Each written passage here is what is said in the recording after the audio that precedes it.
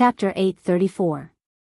The departing veteran didn't know that Luo Nan was still feeling a bit awkward inside the room. He had been floating outside for over 10 days since he left Xia City. Not many days had passed, but he had experienced many things. He felt as if a lifetime had passed when he suddenly received He Yuan's call. The reason why he felt this way was because He Yuan hadn't taken the initiative to contact him during this time. Actually, Luo Nan's personal wristband, hexear, and other electronic communication devices were all placed in the underground laboratory of gear on the North Bank. He could only sense and remotely control them through the external neuron and the soul cloak. In this way, even if he were to call someone, his location could only be set at Xia City. Of course, ever since he rode the Devil Ray to fly, this little trick was revealed. The general meaning was, I'm not in Xia City, yes, but I won't say where I am. He Yuan didn't contact him under these circumstances. This reflected her respect for Luo Nan's actions and choices. Naturally, she had her reasons for contacting him again. He Yuan's voice was calm. She didn't have any complaints, nor did she make any gestures of concern. It was as if they met every day and were having a daily conversation. Bai Xinyan left Ban City half an hour ago. She called me on the flight. Luo Nan grinned as he accepted He Yuan's calm and collected good intentions. He also acted calm, she's already left. The conversation was simple, but there were many unspoken words. Bai Xinyan knew that Luo Nan was in Ban City, and she informed He Yuan. Perhaps she wanted to give Luo Nan another warning through He Yuan. But from Luo Nan's perspective, there was no point in hiding things at this point. He naturally treated He Yuan as someone in the know. That woman really does have a talent for snitching. Did she also leak information to the Amaterasu Order? As far as I know, not yet. Really? This person's position is quite mysterious. He Yuan explained softly. Even though Bai Xinyan holds a position in Quantum Corporation, her role is similar to that of a shareholder representative. Compared to Quantum Corporation, she is quite detached. But many times, her words and actions aren't the embodiment of her own will. Then, kindness or malice. Which is her will? Luo Nan chuckled twice. Who's the shareholder behind her? Wang Yu? Deep Blue Laboratory? Apocalypse Laboratory? Or could it be Li Wei, the demon from beyond? Luo Nan didn't say the last sentence, but his opinion of Bai Xinyan hadn't lessened in the slightest. Someone who doesn't have a fixed standpoint, or someone who can't see through a standpoint, can only be more dangerous. Plus, she's always playing with this sort of thing. It's mostly due to her own vile interests. Humph. Sooner or later, she'll get out of it. He Yuan didn't need to clear Bai Xinyan's name. She just listened quietly. Luo Nan spoke to his heart's content, but a thought suddenly leaped into his mind. Sister Yuan, which side do you represent? Of course, he didn't ask this question, but truthfully speaking, He Yuan did indeed have a complicated background and was deeply connected to various interests. It just so happened that she was always able to maintain a relatively impartial position. Moreover, she maintained a tendency that made Luo Nan feel very at ease. This was enough. Luo Nan didn't want to be paranoid, so he quickly cut off this meaningless train of thought. He made a request out of habit. Sister Yuan, I want information on the Deep Blue world. Try to be as detailed as possible, such as the Deep Blue Laboratory and the Apocalypse Laboratory. The deeper you go, the better. If it's not easy to obtain, basic information on geography, minerals, and labor would also be fine. Also, the person in charge of the Apocalypse Laboratory is called Li Wei, right? Do you have any detailed information on him? Luo Nan couldn't help but single out Li Wei. He had gathered this information, but he was limited by the Blood Flame Order's channels. The information was superficial, and he wasn't too satisfied with it. He Yuan was silent for a moment before responding. There are some confidential information that I'm not suited to provide. However, I will transmit some basic information and the corresponding catalog of information. If there's anything that you're particularly interested in, Mr. Luo, you can make an application to the government. This is because right now a portion of the information is gradually being declassified. And your relevant privileges have been rising rapidly recently. Under normal circumstances, the Star Alliance Committee won't refuse you. Luo Nan was shocked. There's such a move. Because we have to go through the process, the speed will be a bit slower. The other side will certainly get the information if we look over here. That doesn't matter. In any case, the entire world knows that we're not on good terms. Luo Nan admired He Yuan's ability to handle matters well without stepping out of the circle. He rubbed his palms together for a time, waiting to dig up Li Wei's foundation. Fine, he probably wouldn't be able to dig up Li Wei's foundation, but it would be good to clear away a layer of dirt. He Yuan asked him something at this time. How will Mr. Luo go to the Jadeite light auction? The Devil Ray isn't a good means of transportation. Luo Nan was stunned for a moment, then he laughed. Sister Yuan, you're joking with me too. Right now, there are people who are putting on airs and watching me make a fool of myself. Why would I do what they want? You're not going? He Yuan was a bit surprised, but she soon felt relieved. She let out a sigh of relief. It's best if you don't go. I'm going. Why wouldn't I go? She clearly paused for a moment before continuing. What plans does Mr. Luo have? Cough. I haven't thought about it yet. These words seemed a bit irresponsible, but Luo Nan really hadn't thought about it yet. He wasn't naive or kind enough to believe that things would be over if he quietly seized back the 70-format laboratory and controlled the horned demons. The large amounts of equipment and information in the laboratory were still things he needed to get his hands on. Plus, it was very likely that this involved some matters of the past and relevant information that he urgently needed to understand. There was also the humiliation and threat of being toyed with in the palm of someone else's hand. This matter wouldn't be over even if he controlled 10 more horned demons. It was just that the first half of his time was focused on killing people. The second half was stuck in the external neuron, the abyss world, and the lamination interference technology. Matters like veterans and the Soul Order were interspersed in the middle, and he even exchanged a few moves with a true god. His brain really couldn't wrap itself around all of this. He was a bit confused when he heard He Yuan's question. He Yuan could understand Luo Nan's mentality. She didn't ask any more questions. She simply spoke of a plan. Her Majesty Empress Wu will go to D City next Tuesday. She will stay for a day before going to the Jadeite Light to participate in the event. This itinerary is quite reasonable. Her private flying shuttle will stop for an hour in the sea outside of Ban City. The coordinates are. If Mr. Luo is nearby, you can go meet up with Her Majesty Empress Wu. Luo Nan was a bit surprised. Her Majesty Empress Wu is participating as well? Chapter 835. Luo Nan thought that if he understood the actions of Her Majesty Empress Wu and the Xia City branch as him standing on the field to support them, wouldn't he be a bit too presumptuous? He wanted to say something, but he felt that it was hard to express himself. In the end, he just responded, I really can't decide on my side for now. He Yuan wasn't surprised at all. It doesn't matter. Just let me know before 9 o'clock in the morning. Luo Nan let out a breath. Thank you, Sister Yuan. Also thank Her Majesty Empress Wu, President Ouyang, and the others on my behalf. Luo Nan asked He Yuan about the recent situation in Xia City, then he ended the call. Then he sighed. The most willful time seemed to have passed. He needed to collect his thoughts. He couldn't be as unpredictable as Bai Xinyan. Speaking of which, that woman was clearly very smart. Why did she jump around so happily when it came to offending him? Oh, wait a moment. If this woman left. It didn't seem to be that simple. Luo Nan suddenly thought of something.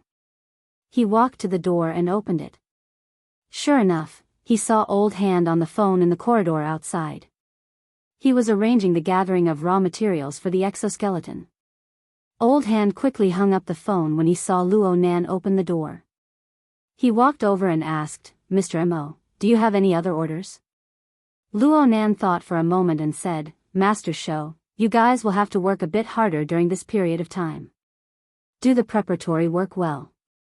Once the final technological process is confirmed, we need to see the finished product as soon as possible. Of course. Also, Luo Nan felt that it wasn't too appropriate halfway through his words. He forcefully swallowed the latter half of his words back down. Old Hand misunderstood his meaning. He patted his chest and said, "Our group of people is absolutely trustworthy when it comes to scheduling orders and working deadlines. We won't be disturbed by other things. I've always told the children that back in the wilderness, they needed to finish the work in their hands first even if they were to be stabbed outside. I've beaten them out of it long ago. Besides, Secretary Ian has helped us quite a bit these past 2 days. As long as Mr. Mo's conditions don't change, we'll just be wasting time with the Great Zay Order. We have several hundred people on our side. All of us are of one mind. You can be at ease." Old Hand spoke heroically, but he was actually probing Luo Nan a step further. Of course Luo Nan wanted to calm his mind. He didn't want to give him any other pressure. So he laughed and said, "I naturally trust you, Master. We also urgently want to make this deal happen. How about this? I'll ask Secretary Ian to arrange a time to invite the President out for a serious discussion in the next 2 days. This is good." Although Mr. Mo didn't give a definite promise, his positive attitude was enough to satisfy the veteran. Of course, it was mostly because of Mr. Mo's magnanimous attitude during the cooperation process.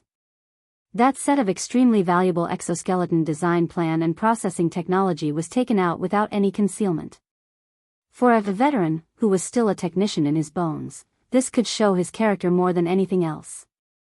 When the veteran left, his mood was completely different from when he first arrived.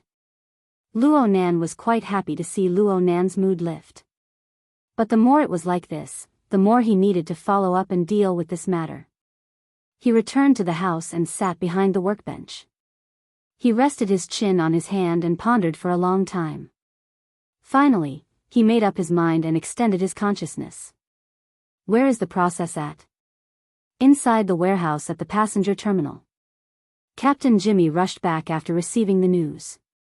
He was still wearing a bright shirt and beach pants. He wore wooden clogs on his feet. He was completely out of tune with the atmosphere of the temporary command center, but his mentality was more positive and urgent than anyone else here. The intelligence clerk responded, "According to Captain's intentions, the operation has already been submitted. Due to the lack of a supervisor in Band City, it has already been sent to the East Asia Affairs Department. Get to the point." The intelligence clerk jumped in fright. His speed of speech instantly doubled. The Affairs Department has already approved it. 3 out of the 5 people in the process have already signed.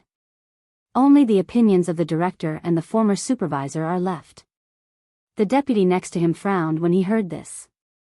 "Captain, if this is the case, then wouldn't it fall into the hands of Manager Bai?" Captain Jimmy was quite certain. Since she has left Band City, she has separated herself from the concrete affairs. How could she have the face to compete with me, a first-line supervisor? I endured for 3 days before I sent this application. I'm already giving her enough face. Her attitude, to put it bluntly, shows that she is unwilling to take risks. Now that she has already left, what is there to fear? Besides, the others have already signed, but she is still making excuses. I have to suspect that among the group of people we want to arrest, there might be some gigolos that she is keeping behind others' backs. Captain Jimmy tore off his open-chest floral shirt. "Everyone, get to your positions. Let's try to settle this matter by tonight. We have been delayed in Band City for too long." The deep roar of the engine sounded as the giant armored airship shuttled through the vast clouds. With its huge size alone, it could deter a limited number of mutant birds living in the stratosphere and provide them with basic peace. At present, intercontinental civil aviation flights were increasingly using this type of vehicle, which was far larger and safer than large passenger planes, to defend against the threat of flying mutants. Apart from being slightly slower, there were almost no shortcomings. Of course, in the eyes of certain people, the result of the loss of efficiency was also very bad, so much so that they once again complained. The business strategy of the airline companies is becoming more and more conservative. In this way, the military's progress in the wilderness has become untrustworthy. In the first-class cabin, on an independent seat that resembled a space capsule, Yukawa Aisuke was half reclining and half leaning back. His posture was lazy, which was rare in Band City, and he only read the news to pass the time of the long journey. He had just finished reading a report about a military operation in the wilderness and casually linked two unrelated matters together. The main reason was that he hoped that Bai Xinyan, who was separated by the aisle, would join in the process of idle conversation. Bai Xinyan gave him face, raised her eyelids, and glanced at him. I remember that this is a business under your name?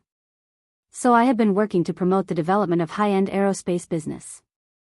There will be mutants in the stratosphere, and there will also be a few at the bottom of the thermosphere, but above 100 kilometers, it is still pure and safe.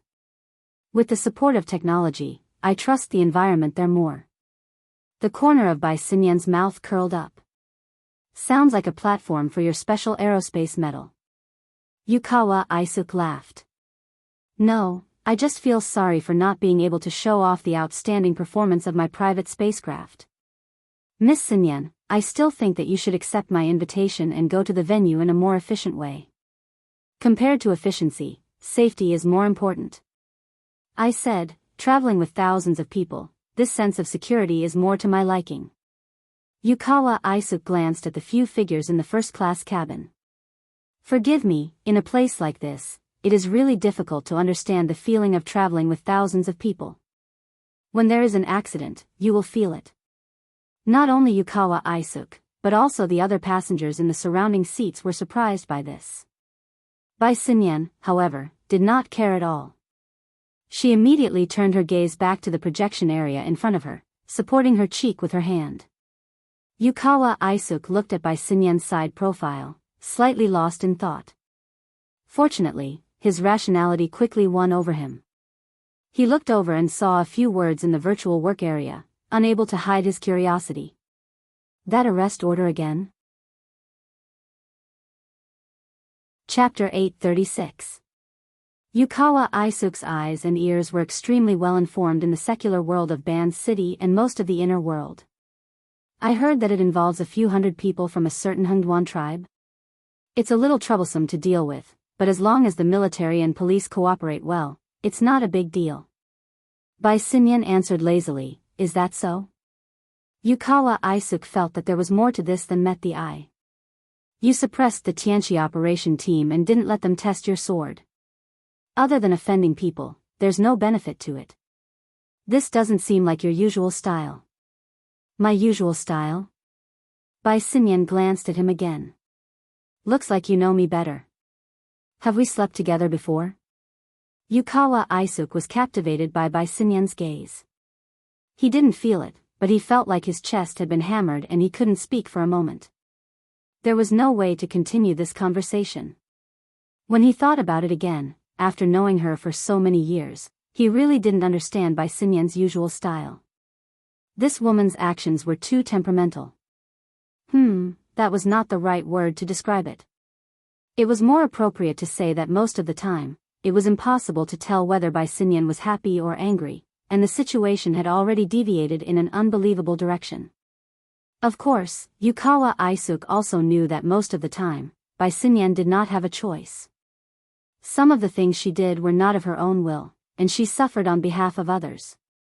However, his ability and willpower to carry out all kinds of orders to the end without even blinking was also intimidating.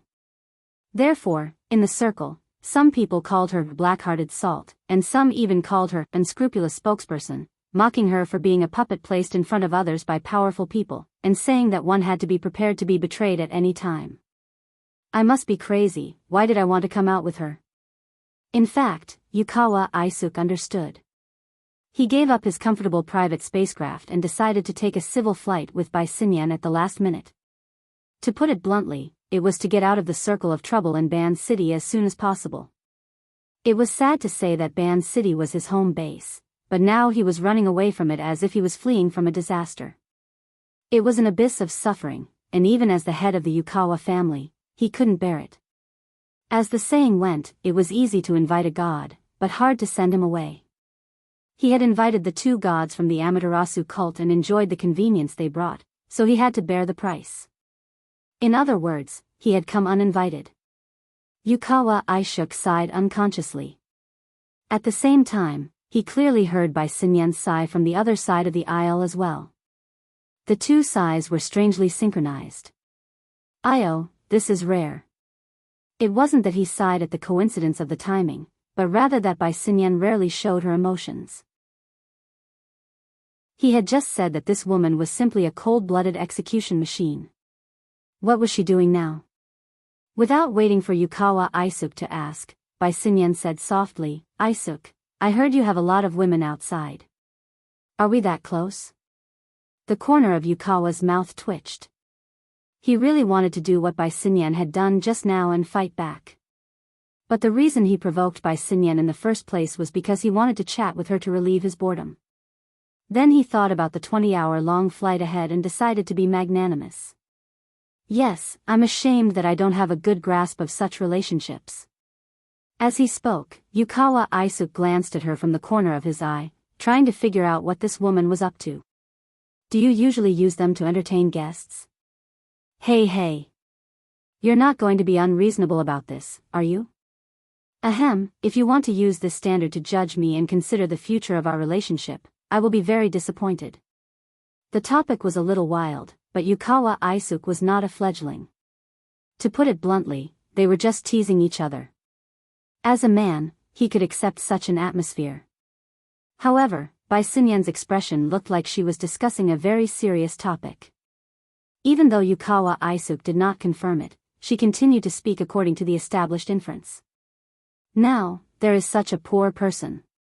She followed your instructions to entertain guests and ask for something from them. But the guests found out, and it caused some trouble. Faced with the anger of the guests, what would you do, Mr. Yukawa?" "Oh, you don't have to answer that. Let's move on to the next question." If Mr. Yukawa was even more unlucky and reincarnated as this woman, faced with such a situation, what would you think? What would you do? Yukawa Aisuk let out a "ha," but did not say anything else. Bai Xinyan smiled and did not look at the other's expression.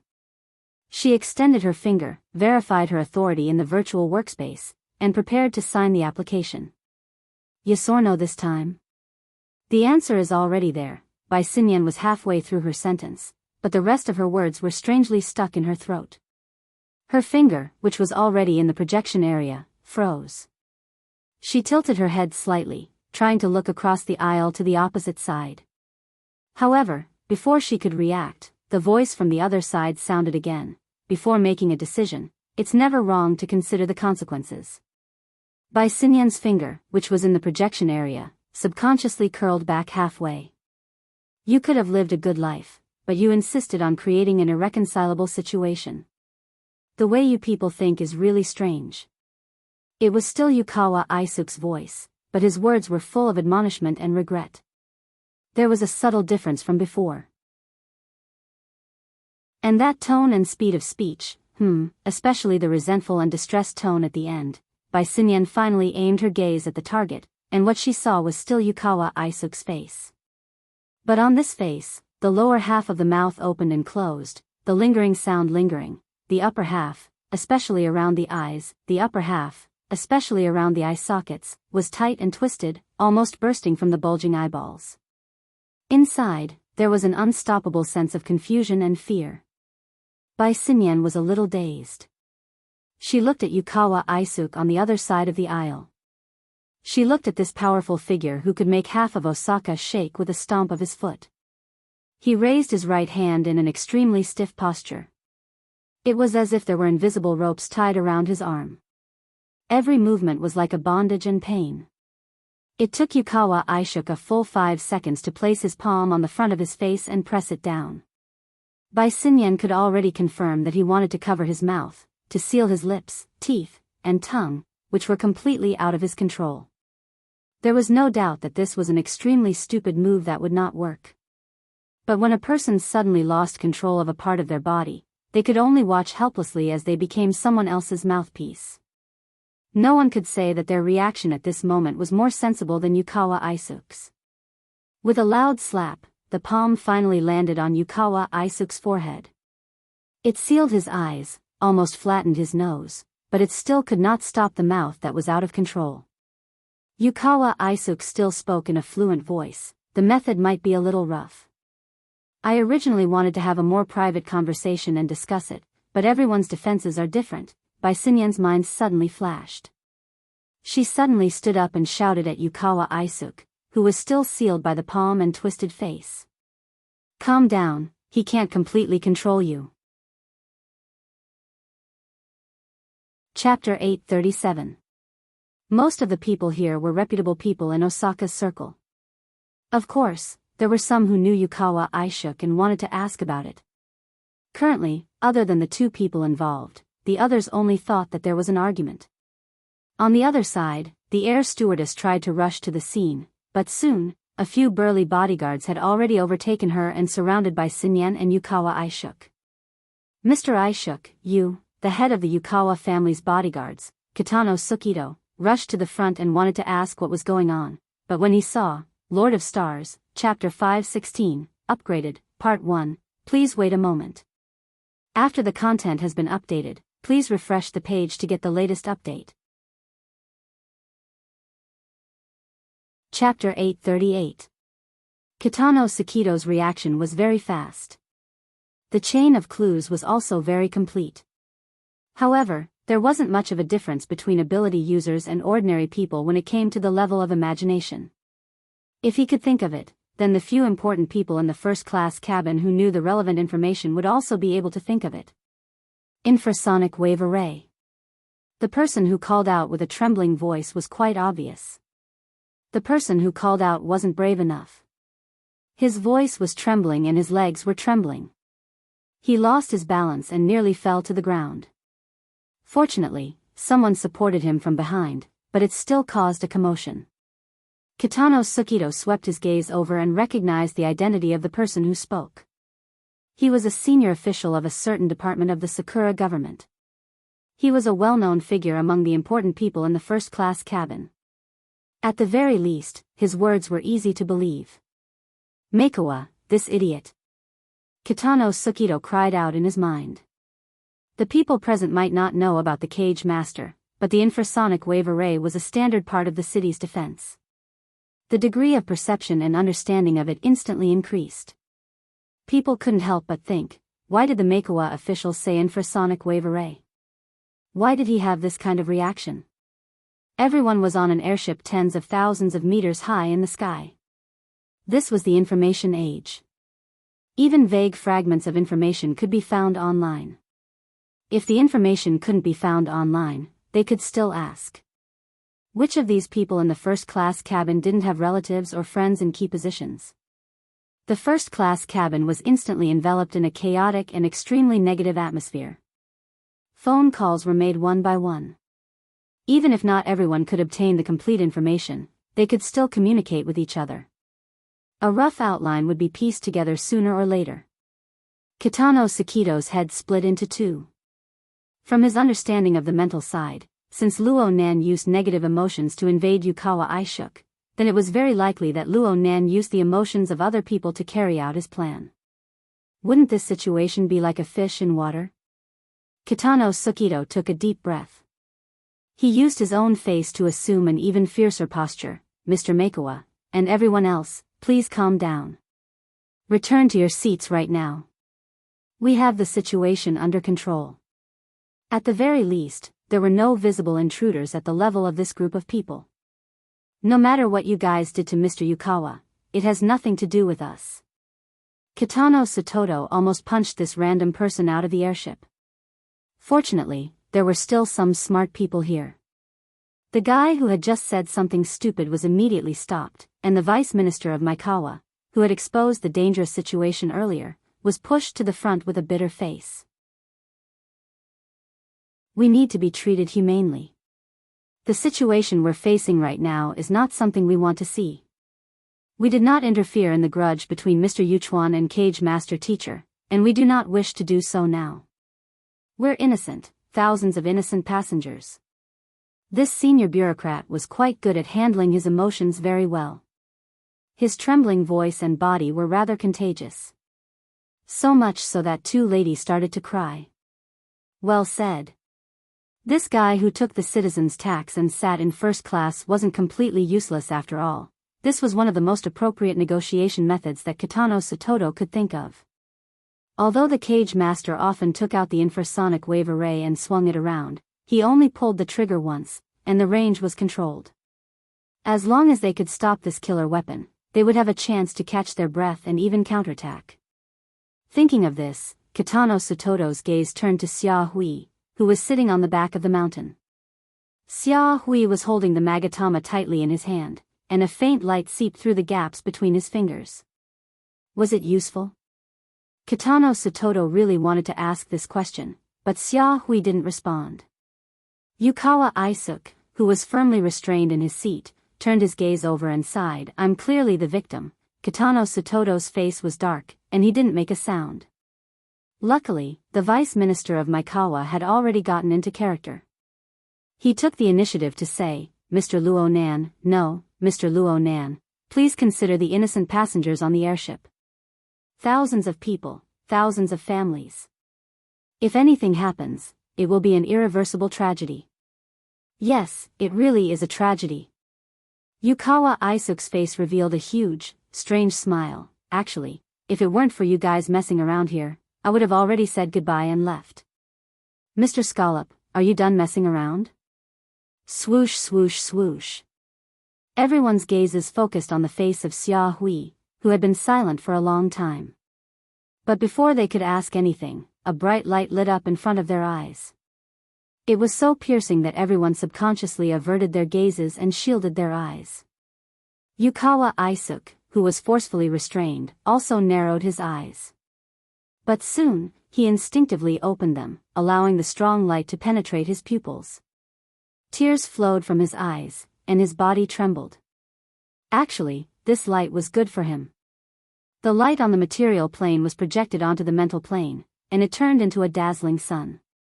The heat emitted by this sun was quite compatible with Yukawa Aisuk's mental structure. Everywhere the light went, there was a subtle and clear response. This way, the intruder from the outside world would naturally be exposed. Indeed, the intruder Luo Nan was partially exposed to the sunlight. In fact, if it was a simple and crude invasion from the outside, this Magatama would have automatically reacted and repelled it. There was no need for Xia Hui, who was on the back of the mountain, to stimulate it with external power. But that kind of spontaneous reaction would not be as strong as it was now, and it would have a considerable follow-up power. That's it. The corner of Yukawa Aisuk's mouth twitched slightly, showing that the Magatama's counterattack was somewhat effective. Luo Nan's degree of control over Yukawa Aisuk was somewhat reduced, and he really did not plan on exerting his strength a second time. Don't even think about running. The unyielding voice came from Xia Hui, who was on the back of the mountain. After the Magatama's power was completely stimulated, Xia Hui's small body seemed to have expanded by a size. His face was bright, and his facial features and 7 orifices were all connected to the Magatama's light. This was the case on the material plane. On the mental plane, the special symbolic sun, under the blessing of Xia Hui, produced even more changes. It activated certain factors within Yukawa Aisuk's frame, causing it to sprout and rapidly grow into an invisible thicket of intertwining branches and leaves. The thicket could sense the changes inside and outside, and it locked onto the completely different nature of the intruder. Its roots and leaves continued to grow, like long ropes of chains, in an attempt to bind and imprison the intruder. The changes in configuration are really beautiful. The image is also very unified. Yukawa Aisuk sighed in admiration. Is this a simplified version of the Fusang pure wood? On the other side, Bai Xinyan suddenly asked, are you from the Amaterasu order? The person she was asking was naturally Xia Hui, who was on the back of the mountain. The latter, who was controlling the Magatama, did not respond immediately. Instead, Kitano Sukito explained, Yamato was born in a family of Onmyoji masters. He later became a disciple of the Pope. In the time it took to say these 2 sentences, Yamato Xiaohui had a better grasp of the situation. He interrupted Kitano Sukido with a clear voice. I will lock onto the intruder's position and immediately contact the radar or satellite positioning system. He can't be too far away from here. Bai Xinyan frowned while Kitano Sukido's eyes lit up. In fact, he had a belly full of anger right now. If he could find Luo Nan's position and Luo Nan had a missile launch button in his hand, he would press it without hesitation. Don't complicate things. Bai Xinyan hesitated for a moment before advising Kitano Sukido, he's already retreating. This is just a warning. Just? Kitano Sukido's eyes were as sharp as knives. Miss Bai Xinyan, the Yukawa family respects your opinion, but we hope that you can respect our profession. If that person can come once, then he can come a second time and a third time. You guys can't do anything to him.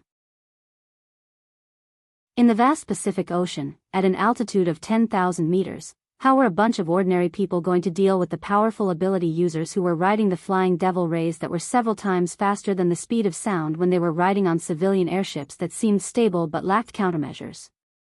You guys can't do anything, but that doesn't mean that the order can't. Mountainback Xia Hui responded.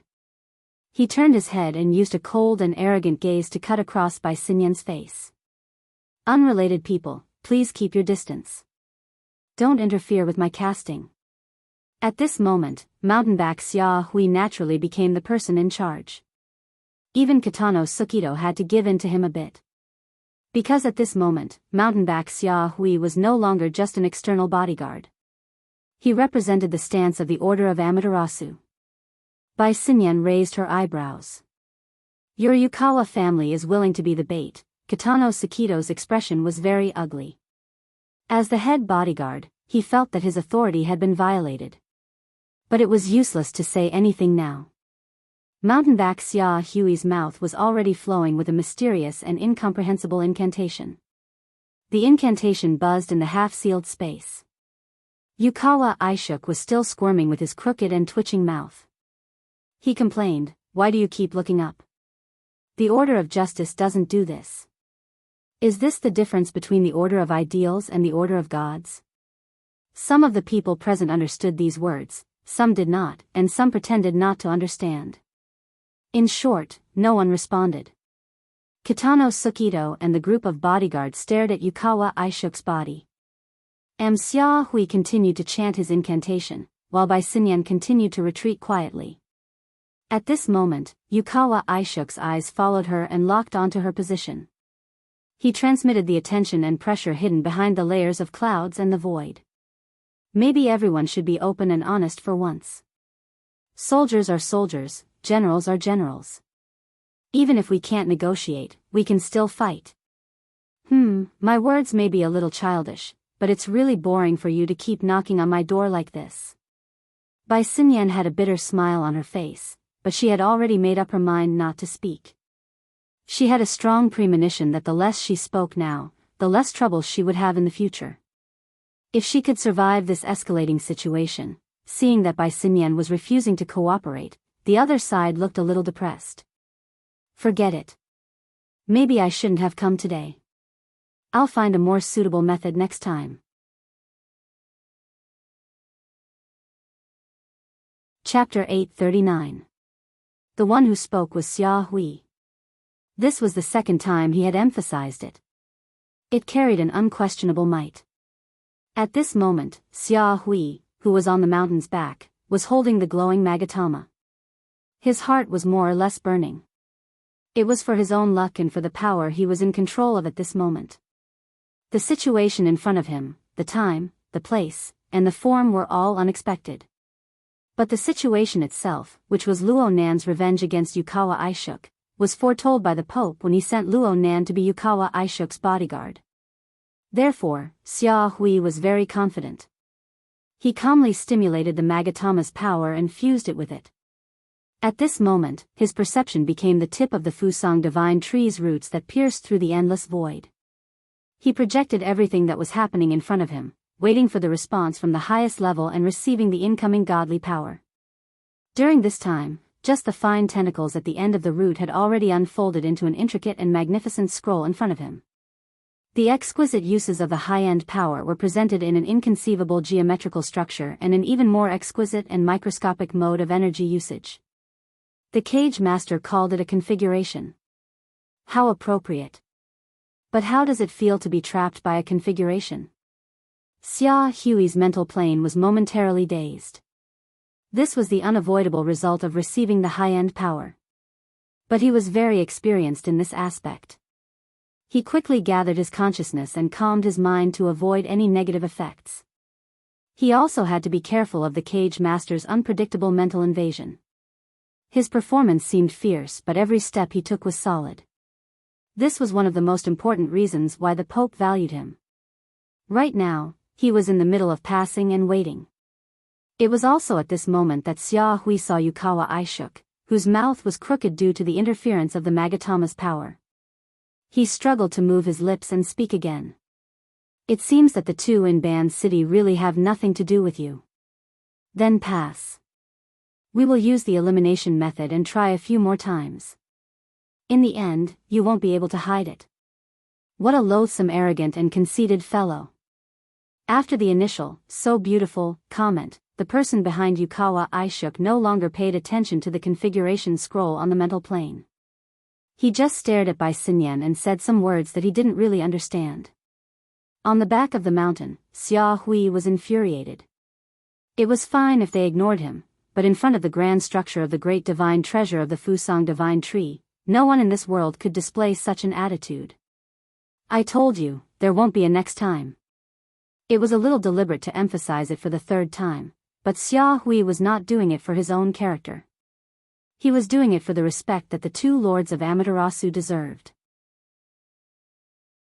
I've got you. You use a lot of exclamations. What? This sudden sentence caused Xia Hui's thoughts and emotions to stagnate.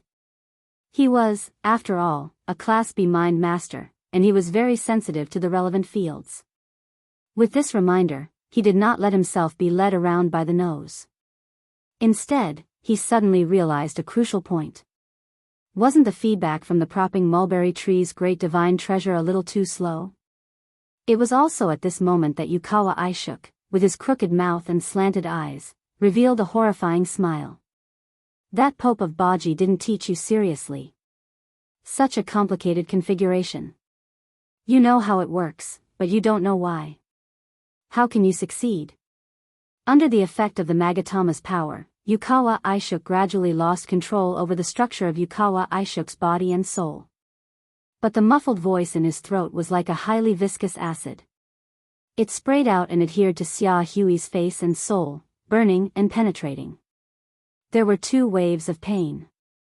The first wave was the pain of being pierced in the deepest and most private corner of one's heart.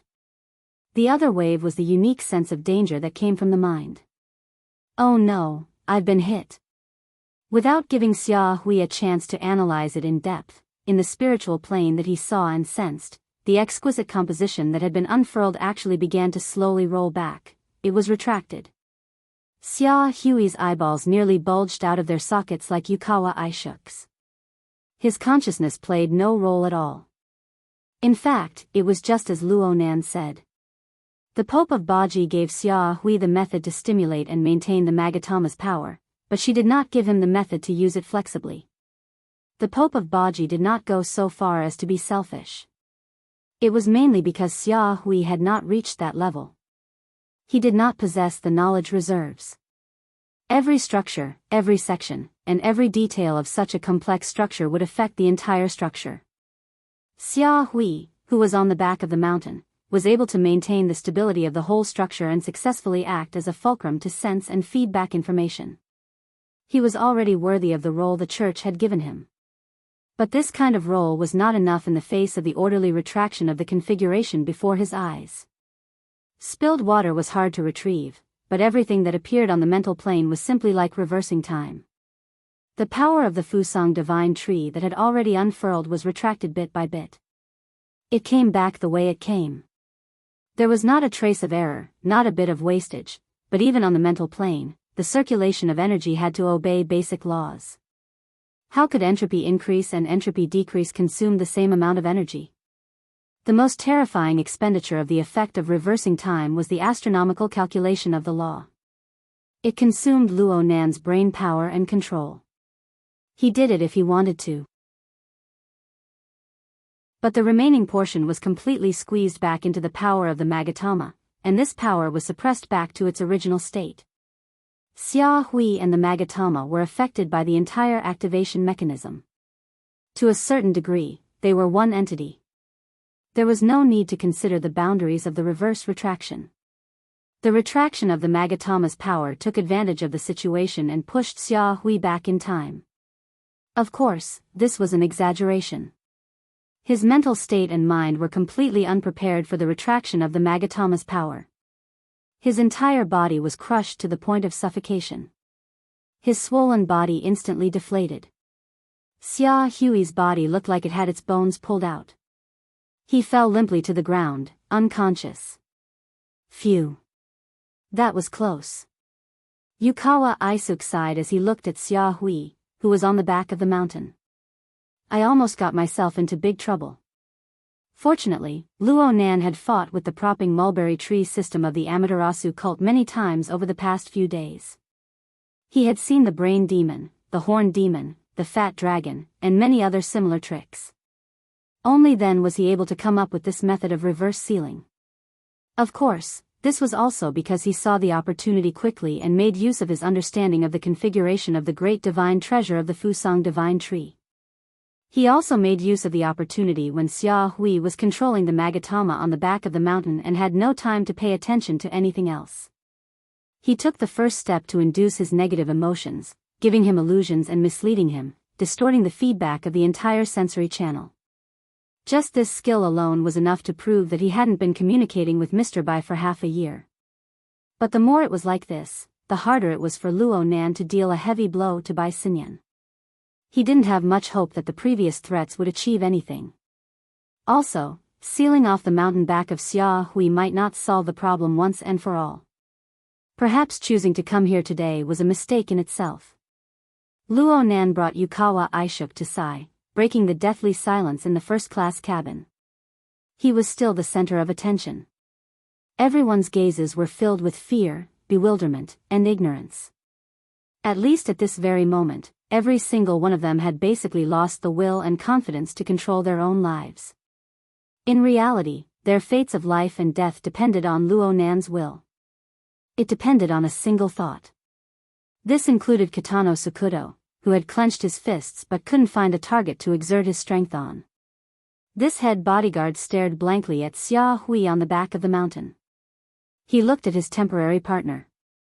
Xia Hui held the Magatama that was no longer glowing. Xia Hui curled up on the ground. Xia Hui's aura was completely restrained and sealed. It was as if Xia Hui had been sealed into an invisible container. The connection between the inside and the outside was completely severed.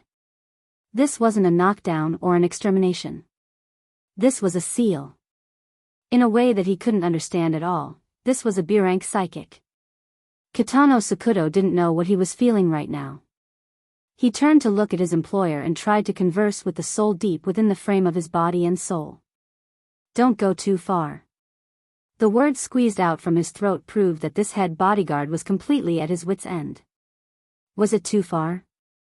Of course, Luo Nan knew that Yukawa Aishuk's 7 orifices were bleeding. If it wasn't for the support of his will, Yukawa Aishuk's situation would have been even worse than Xia Hui on the ground. Luo Nan had forcefully reversed the structure of the Fusang tree just now, causing the power that Luo Nan transmitted to him to be a bit excessive. With the strength of Yukawa Aishuk's frame of body and soul, this wave of power was enough to cause serious injuries. But Luo Nan wasn't going to feel apologetic. If Yukawa Aishuk knew the role he should play in this world and stayed in his position, he might be able to live for a few more years. Under the influence of Luo Nan's will, Yukawa Aishuk's bloodshot and murky eyes adjusted slightly. He stared at Kitano Sakudo without saying a word. Kitano Sakudo's fleshy face twitched a few times. The ominous glint in his eyes finally dimmed. He waved his hand weakly. The 2 bodyguards who had been restraining Yukawa Aishuk's body were now stiff. They stared at their boss with wide eyes. When they saw the gesture, they felt as if they had been granted amnesty and quickly backed away. One of them even tripped over Xia Hui, who was on the ground, and almost fell down. Yukawa Aishuk slowly got up amidst this bewildered atmosphere. He bowed slightly to the people in the first-class cabin. Let's call it a day. My abrupt visit has caused inconvenience to everyone. Please forgive me. No. Please don't mind it. The Maikawa undersecretary made an example of himself. He bowed 90 degrees to Yukawa Aishuk. Please don't mind the dishonorable role I played in this incident. Yeah. Please don't mind it. You're too kind. I don't want to die. The first-class cabin was a boiling cauldron of voices. While everyone was expressing their stance or venting their emotions, Yukawa Aishuk's bloody and swollen face turned to the back. It was the entrance to the first-class cabin. Sir, you can't do this. You can't go up. The air stewardess's voice was urgent and trembling. It was rare for her to fulfill her duty, but it was pointless. The sealed partition door opened. A middle-aged man dressed in a suit and leather shoes walked in. He looked like a business elite. The man's face was flushed red. His feet were a bit floaty. It was as if he was drunk. However, his eyes were very bright. When he cast his gaze, it was as if the sun was shining down from the sky.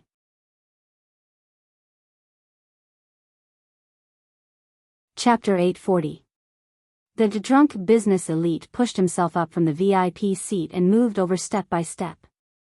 His fluttering footsteps and exceptionally bright eyes were completely different from normal, but he naturally formed an inexplicable harmony with the other abnormal creature on this side. At the same time, he also separated the other relatively normal fellows from him. It was this kind of situation that reduced the difficulty of understanding Yukawa Aishuk's nagging and complaints. A smart person like the Maeda vice officer of affairs instinctively discovered the conflicting and uneasy factors. But he couldn't retract his prawn-like body for a while. He awkwardly froze there. What was even worse was that Yukawa Aishuk and the others were in the middle of the first-class cabin. The drunkard who came up later had to pass by a group of people if he wanted to get there. This included the Maeda vice officer of affairs. The drunkard didn't give the Maeda vice officer of affairs a chance to think deeply before he passed by. He even said, "Excuse me." A surprisingly dry and hot palm pressed down on the former vice secretary of affairs' head, borrowing a little strength to continue moving forward. As for the former vice secretary of affairs, he had turned from a bent prawn into cooked prawn meat. His entire body was paralyzed on the ground, and he had lost consciousness. The sudden collapse of the Maeda vice officer of affairs didn't cause panic among the people around him. In fact, as these two extraordinary people gradually approached each other, any strange situation seemed to be within reason. Moreover, the drunkard was still talking, attracting most of the attention. My job is not up to standard. The number of devout believers is limited, and the ability users are even more scarce. Losing even one is a loss. Your drastic measures are very beautiful, but they are also giving me a difficult problem. His tone and wording were ordinary. Only the content of his words required others to think carefully. But even a person with a brain ischemia could understand at this time that another big shot had arrived. Yukawa Aishuk stood next to his seat. He stared at the newcomer and didn't say anything. He just sighed. On the other side, Bai Xinyan glanced at the unconscious mountebank Xia Hui on the ground. She didn't know the details of the drastic measures, but she could tell from common sense that the most suitable target for the new big shot's soul wasn't a business elite coming from business class. It was Xia Hui on the mountebank. These twists and turns only served to confirm that Luo Nan's methods were brilliant, and he possessed considerable foresight. Of course, if this big shot wanted to come over, it was impossible to stop him. At most, it would just be a few more unlucky people. The drunkard said something that seemed to be clear, but it wasn't. Then, he wandered off. It was not until then that the personal secretary of the Maikawa Vice Minister of Affairs had the courage to help his superior. But at this moment, he only lifted up a sleeve and half of the Vice Secretary of State Affairs, who was lying on the ground. The skin and flesh under the clothes seemed to have been put through several fires in a steamer, and the inside was almost melted. Ah! The sharp sound of the broken strings of reason turned into a screech of pain that came out of the secretary's throat. The future senior political official, who graduated from a first-class university, worked in a first-class department, and received first-class training, immediately peed his pants. His body bounced up a few centimeters and fell on the corpse of the Vice Minister of Mikawa. He lost consciousness. The screams, the strange smell, and the disfigured corpse. The sensory stimulation that came together and exploded in an instant finally tore apart the numb atmosphere caused by the high tension. No matter how strange the previous events were, they were far from being able to compare to the impact of the horror of death right before their eyes. The first-class cabin was in chaos. Almost everyone was retreating, fleeing, and running as far as they could. The relatively spacious first-class cabin was filled with a dozen headless flies. In other words, they could be ignored if they wanted to. After the drunkard touched the Mikawa Vice Minister of Affairs, he did not touch anyone else. It was as if the drunkard was just an accident. The drunkard smoothly made his way to the periphery of the small circle around Yukawa Aishuk. Most of the people in this circle were bodyguards. They were all professionals. They saw how this drunkard deprived the Mikawa Vice Minister of Affairs of his life, and now he was right in front of them. The more they understood the inconceivable things, the more they understood how terrifying this person, or the consciousness that was parasitic on this person's body, was. They also wanted to escape, but their leader, Kitano Sweto, did not respond. They hesitated and lost the chance to escape. They could only desperately shrink their bodies and try to put as much distance as possible between them and the drunkard. In this way, Yukawa Aishuk's protective wall was as good as non-existent. As the head of the bodyguards, Kitano Sweto still did not respond. In fact, he was probably one of the most dumbfounded people in the first-class cabin. When the drunkard was less than 2 meters away from him, he could already feel the abnormally high temperature. Only then did he wake up from his dream. He hurriedly and cautiously bowed. It's you? Kitano Sukito wasn't tall to begin with, and his bow made him even shorter. Therefore, the drunkard naturally ignored him, but his footsteps that had been moving forward also stopped there. There was no response from the other side. Kitano Sweto did not even dare to move his bent body. Not only him, but the people around him who had been influenced by what he saw and heard also instinctively bowed, each more obedient and humble than the last. There was also Bai Sinyen. She also bowed, her eyebrows drooping, and naturally held her breath. Outside the cabin, there was chaos as if a bomb had gone off, but inside the cabin, everyone was as silent as cicadas in winter. Between these two completely different scenes, the only similarity was probably the huge tension created by terror and absurdity, and the heart-wrenching pain that tore at people's hearts. Amidst the implicit and explicit agitation that tore at his heart, the drunkard spoke again. His tone was still very flat, but the information that came out of his mouth was like a flame that had finally burned through a curtain. It was a hot stream that rushed at his face. I am Hayaki. Kitano Sweto, Bai Sinyen, and the group of bodyguards subconsciously lowered their bodies a little more to show their reverence for this title. Yukawa Aishuk's mouth twitched. Hayaki. Pope. In the entire first-class cabin, only Yukawa Aishuk kept his body relatively straight. Of course, those who knew the truth knew that it was not the body that was straight, but the external soul that was supporting the body. The Pope of Hayaki, who had descended with the body of a believer, maintained a calm tone. It seemed that the slightest fluctuation could break the balance that had been maintained until now. Young man, you have a tendency to refuse communication. You are very hostile toward the Amaterasu order. The Pope of Hayaki was stating a fact. For the logic behind the fact to be established, more details needed to be filled in. This was equivalent to a kind of interrogation. So Yukawa Aishuk opened his mouth to say, hee.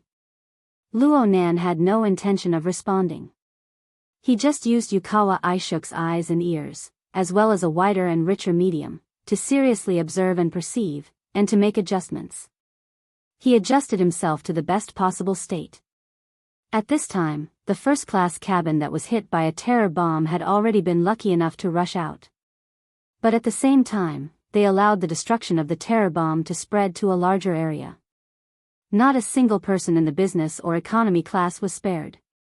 Even the cockpit. The captain and the others should have already known about the unforeseen event that happened in the first-class cabin. They had not reacted before, but after a few minutes of delay, their reactions suddenly affected the entire airship. This colossus high up in the sky suddenly lowered its altitude and tilted. Although it quickly returned to normal, it still caused a group of people in the first-class cabin who did not have their seatbelts fastened to be in a rather sorry state.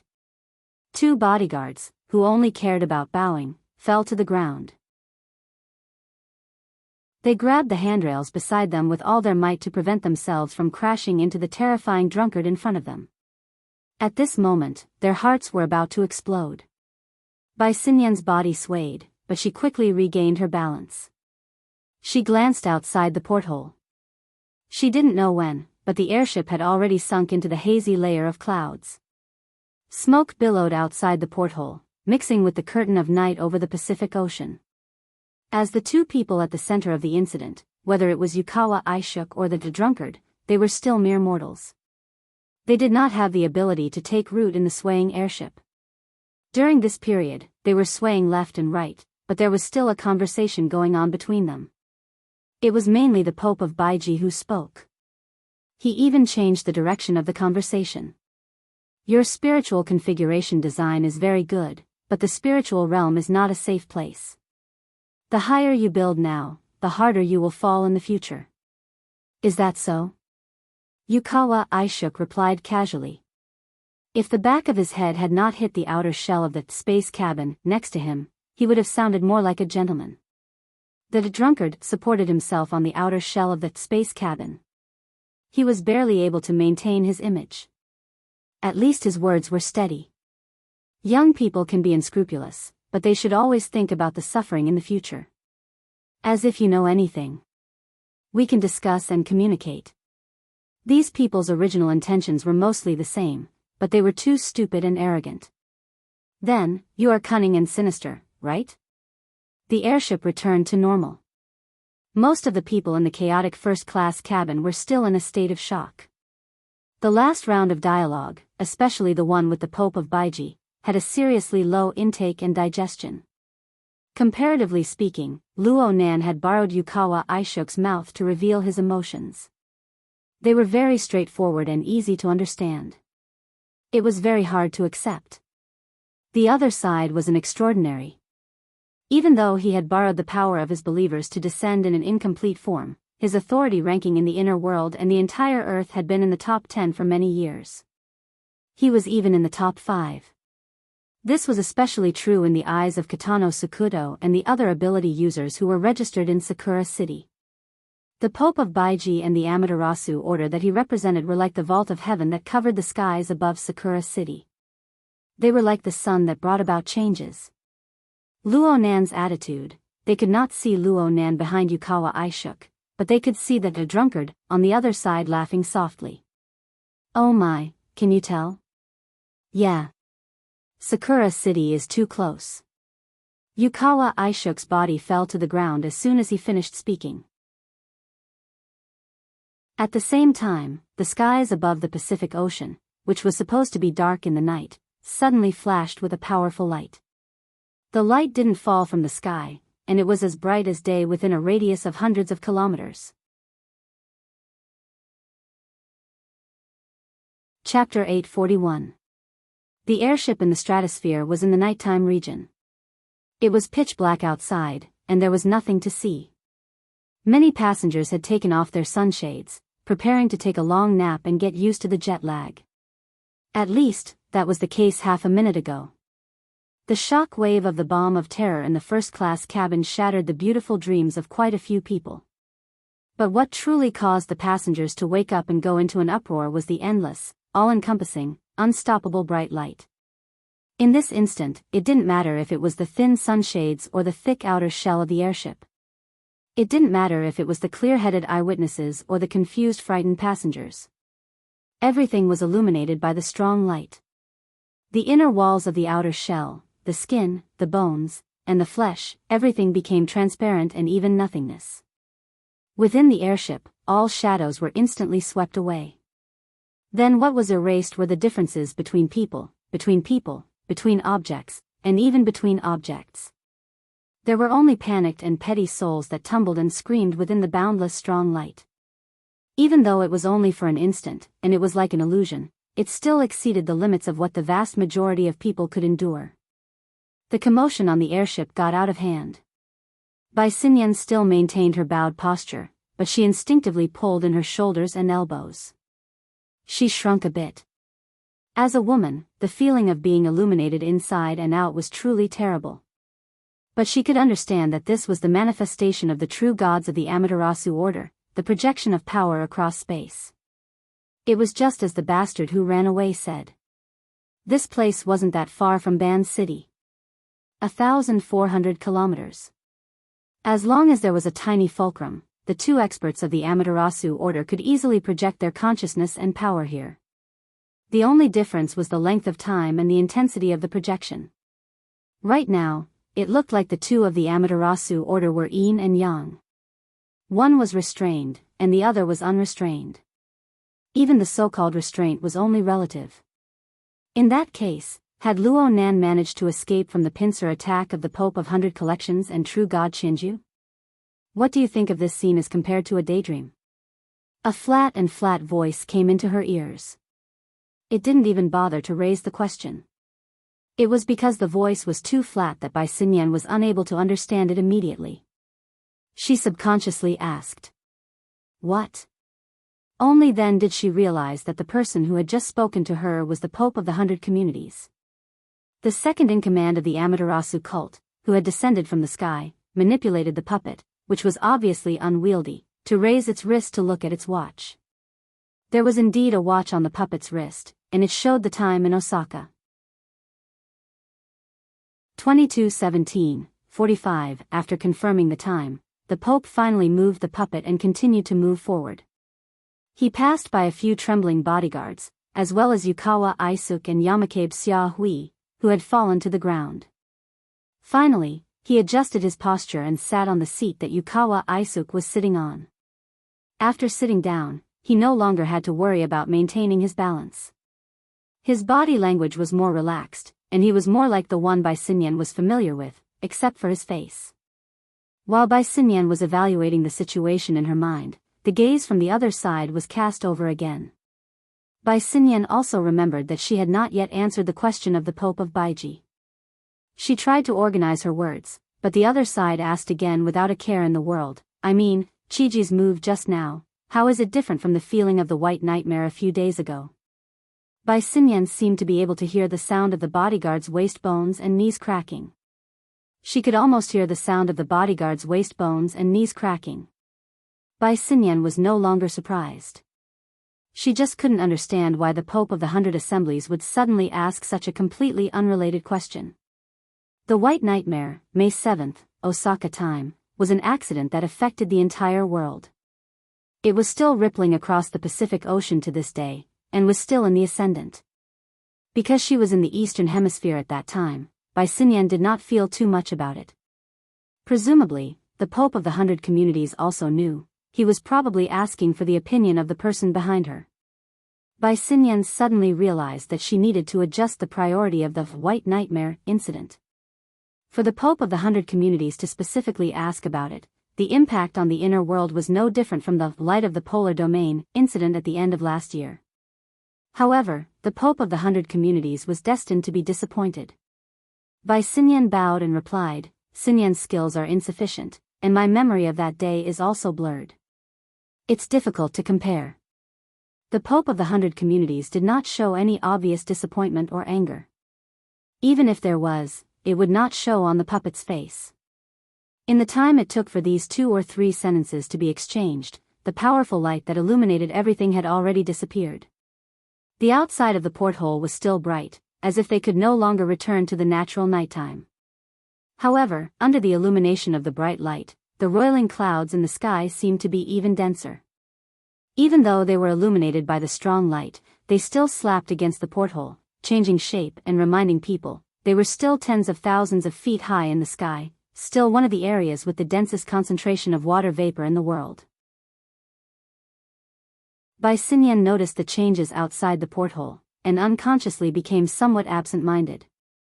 Up until now, this area had not experienced too obvious of an impact or turbulence, but just by looking at the interaction between the strong light and the sea of clouds, she could draw some conclusions and judgments. At this moment, she heard the Pope of the 100 Communities sigh, the condensation ring, truly a divine technique that should not have appeared on Earth. Bai Xinyan shivered slightly and turned her gaze back, just in time to see the slightly red eyes of the Pope of the 100 Communities puppets. The latter swept a glance over her body, but finally focused on her side. Bai Xinyan subconsciously followed the Pope of the 100 Communities' focus, and her gaze fell on her own feet. It was a suitcase that was lying flat in front of her seat. This thing was originally placed neatly on the inside of the seat, but because the airship had lost its balance and was in the process of righting itself, it had fallen out. This is a mimicry generator. The Pope of the 100 Communities' voice was very certain, and he even used the puppet's toe to kick the unconscious Yukawa Isuke on the ground. He made a last-minute report, but there was no follow-up. His intentions are clear as day. Next to him, Kitano Sakito's eyelids were already twitching because of the Pope of the 100 Communities' actions, and he unconsciously shivered when he heard this.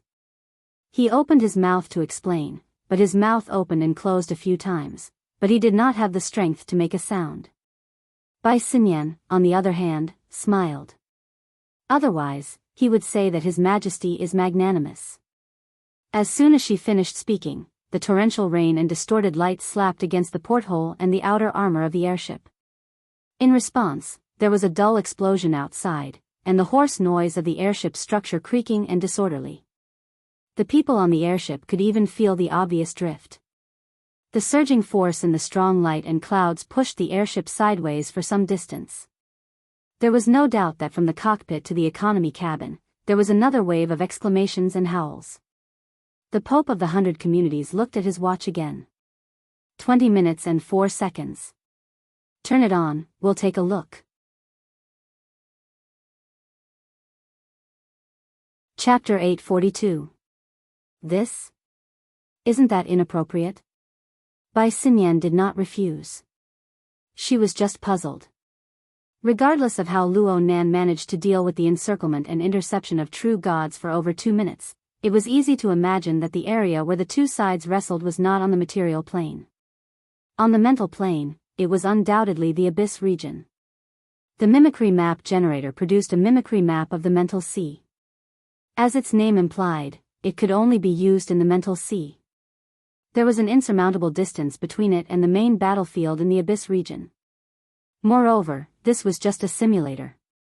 The lag was quite strong. It was not suitable for use in actual combat. The Pope of Chiji did not speak again. He just used the puppet's scarlet eye to cut across Bai Xinyan's face. Bai Xinyan was not going to be stubborn about this issue. She shrugged, bent over, and placed the suitcase back on the seat. She opened the suitcase, turned it on, and connected it to the projector. It was certainly not as effective as the one on Aishuke Yukawa's private airship, but the dense bubble scene still appeared. Bai Xinyan swept her eyes over the various parameters displayed in the projection area. She spoke truthfully, the debugging will take some time. There was another part of her that she did not say. Perhaps this high-level interception battle would have ended before the debugging was completed. The Pope of Chiji still did not speak. The puppet that carried his consciousness even narrowed its eyes. It looked like it was taking a nap. Of course, it was more likely that it was sensing the situation of the battle outside the airship. Bai Xinyan's communication was fruitless. She could only settle her mind and proceed with the debugging process bit by bit. But just as she said, this was not a problem that could be solved in a minute or two. On the other hand, the curtain of intense light outside the airship grew more and more intense. Faint rumbling sounds of thunder could be heard. At first, it sounded like it was hundreds of kilometers away, but in the blink of an eye, it was within reach. It shook the airship's window until it hummed. It seemed as if it would collapse and disintegrate in the next moment. It's been over 3 minutes. Bai Xinyan paid more attention to the battle outside. At first glance, the momentum of this battle was astonishing, but in fact, in terms of intensity, it was far from the strongest. The rhythm of the explosions was intermittent, and there was a high probability that it was a chase, but once the chase started, it would be endless. Was there a limit to being a true god? Or was Luo Nan too cunning? Or perhaps, you haven't finished debugging yet? The one who spoke was Kitano Sakuto. The head bodyguard walked over quietly and spoke in a low voice. His original tough and professional demeanor was almost gone. Without the hint from the Pope of Hyakanji, Kitano Sakuto would not have come here just to investigate. After all, it was just a matter of opening his mouth. Did the Pope of Hyakanji need to put on airs like this? Bai Xinyan's drifting consciousness came back. She turned around to see what was going on. However, Kitano Sakuto happened to block her line of sight. She could only exchange glances with Kitano Sakuto and shake her head slightly, signaling him to pay attention to the surrounding environment. At this time, the cries from the business class and economy class had vaguely spread to the upper deck. Along with the shapeless corpses and unconscious and limp bodies, it looked like a scene from the end of the world. The collective emotional state is in a mess, and the spiritual sea is in chaos. The changes are too intense. Moreover, the computing power of a portable instrument is difficult to support the speed and precision of analysis at the same time. It's not suitable for actual combat. This was said to Kitano Sakuto, but it was also an explanation for the Pope of Hakuji. I'll bring it over. Huh? Bai Xinyan did not understand at first. Kitano Sakuto's eyelids drooped, and his eyes were almost invisible, but his movements were direct and clear. He reached out and picked up the mimicry generator that was still in a state of adjustment. He held it up respectfully, turned around, and took 2 steps to present it to the Pope. At this time, Bai Xinyan finally saw the current state of the Pope of Hakuji. The puppet that he had possessed was sitting in a somewhat casual posture. His legs were spread wide, his elbows on his knees, and his upper body was supported. However, the curve of his back was still bent, and his head was also drooping. His right hand naturally clasped his left wrist, and his fingertips tapped unconsciously on his wrist. He looked like he was thinking, but also looked a little tired. As for the mimicry generator that was already in his hand, he did not pay attention to it immediately. He still maintained his posture, and no one knew what he was thinking. Compared to the image of a god and its spokesperson that could not be looked at directly and could not be communicated with, this kind of behavior that was similar to a real life was more or less a buffer for the fragile hearts of the surrounding bodyguards. Therefore, probably because of Kitano Sakuto's arrangement, the bodyguards began to work. They were trying to settle Yukawa Aisuke and Yamashita Xiaohui, who were stacked together at the feet of the Pope of Hakuji. At present, they had already carried Yukawa Aisuke away and placed him on the front row seat. They were about to carry Yamashita Xiaohui away when the tip of a polished leather boot suddenly tapped on his side shoulder. The leather boot belonged to the Pope of Hakuji. Puppet. Stop. Kitano Sakuto, who was still holding the mimicry generator, reacted quickly and called for it to stop immediately. Everyone's movements froze for a moment. Only the Pope of Hakuji controlled the puppet to extend its hand and use it to replace the tip of the boot to press on Yamashita Xiaohui's shoulder. Bai Xinyan narrowed her eyes. Although the entire process was not long, she could see, and the others could also see, that the Pope puppet's fingertip was clearly trembling. Even when it pressed on Yamashita Xiaohui's shoulder, it only calmed down a little. She roughly understood why the Pope of Hakuji was putting on airs. For an extraordinary, high-intensity output from more than 1,400 kilometers away was not that easy to deal with. Without a solid fulcrum, the puppet had strength but was unable to use it. It also needed to perform micromanipulation to avoid bursting the small water pipe. From this, it could be seen that the majority of the Pope of Hakuji's energy was consumed on this. Even so, the problem of accelerated depreciation was unavoidable. The puppet's outstretched hand maintained a pressing posture on Yamashita Xiaohui's shoulder for over 10 seconds. During this time, the puppet's skin was clearly red. Fine sweat seeped out of its pores, and there were even faint specks of blood. It was only because the puppet had a drunken appearance that it was not overly eye-catching. But even with such strength, Yamashita Xiaohui didn't show any reaction. This technique. Bai Xinyan lowered her eyes. She made a hypothesis based on this. If the Pope of Hakuji had the support of a B-rank psychic like Yamashita Xiaohui, then the Pope of Hakuji would certainly be much more relaxed than he was right now. But Yamashita Xiaohui had fainted, and he seemed to be quite heavy. It was hard to say who would be at a disadvantage if they were to fight a protracted battle like this. TSK. Luo Nan's grasp of the situation and his control of the details was much more experienced than imagined. It was as if he was exchanging blows with extraordinaries from time to time. Where did he accumulate this experience and insight from? At this time, Bai Xinyan heard the puppet's breathing. It was as if there was a tube of iron sand in its throat, making a rustling sound. She relied on her many years of experience in researching the human body. Her first judgment was that Xia Hui had developed severe symptoms of laryngeal edema. Eliminating the cause of infection, his heart and kidney functions were most likely abnormal. Under the strong pressure, the internal organs of the human body had suffered irreversible damage, and the damage was continuing to worsen. There was no possibility of relief. Bai Xinyan was able to discern so much information due to her personal ability level.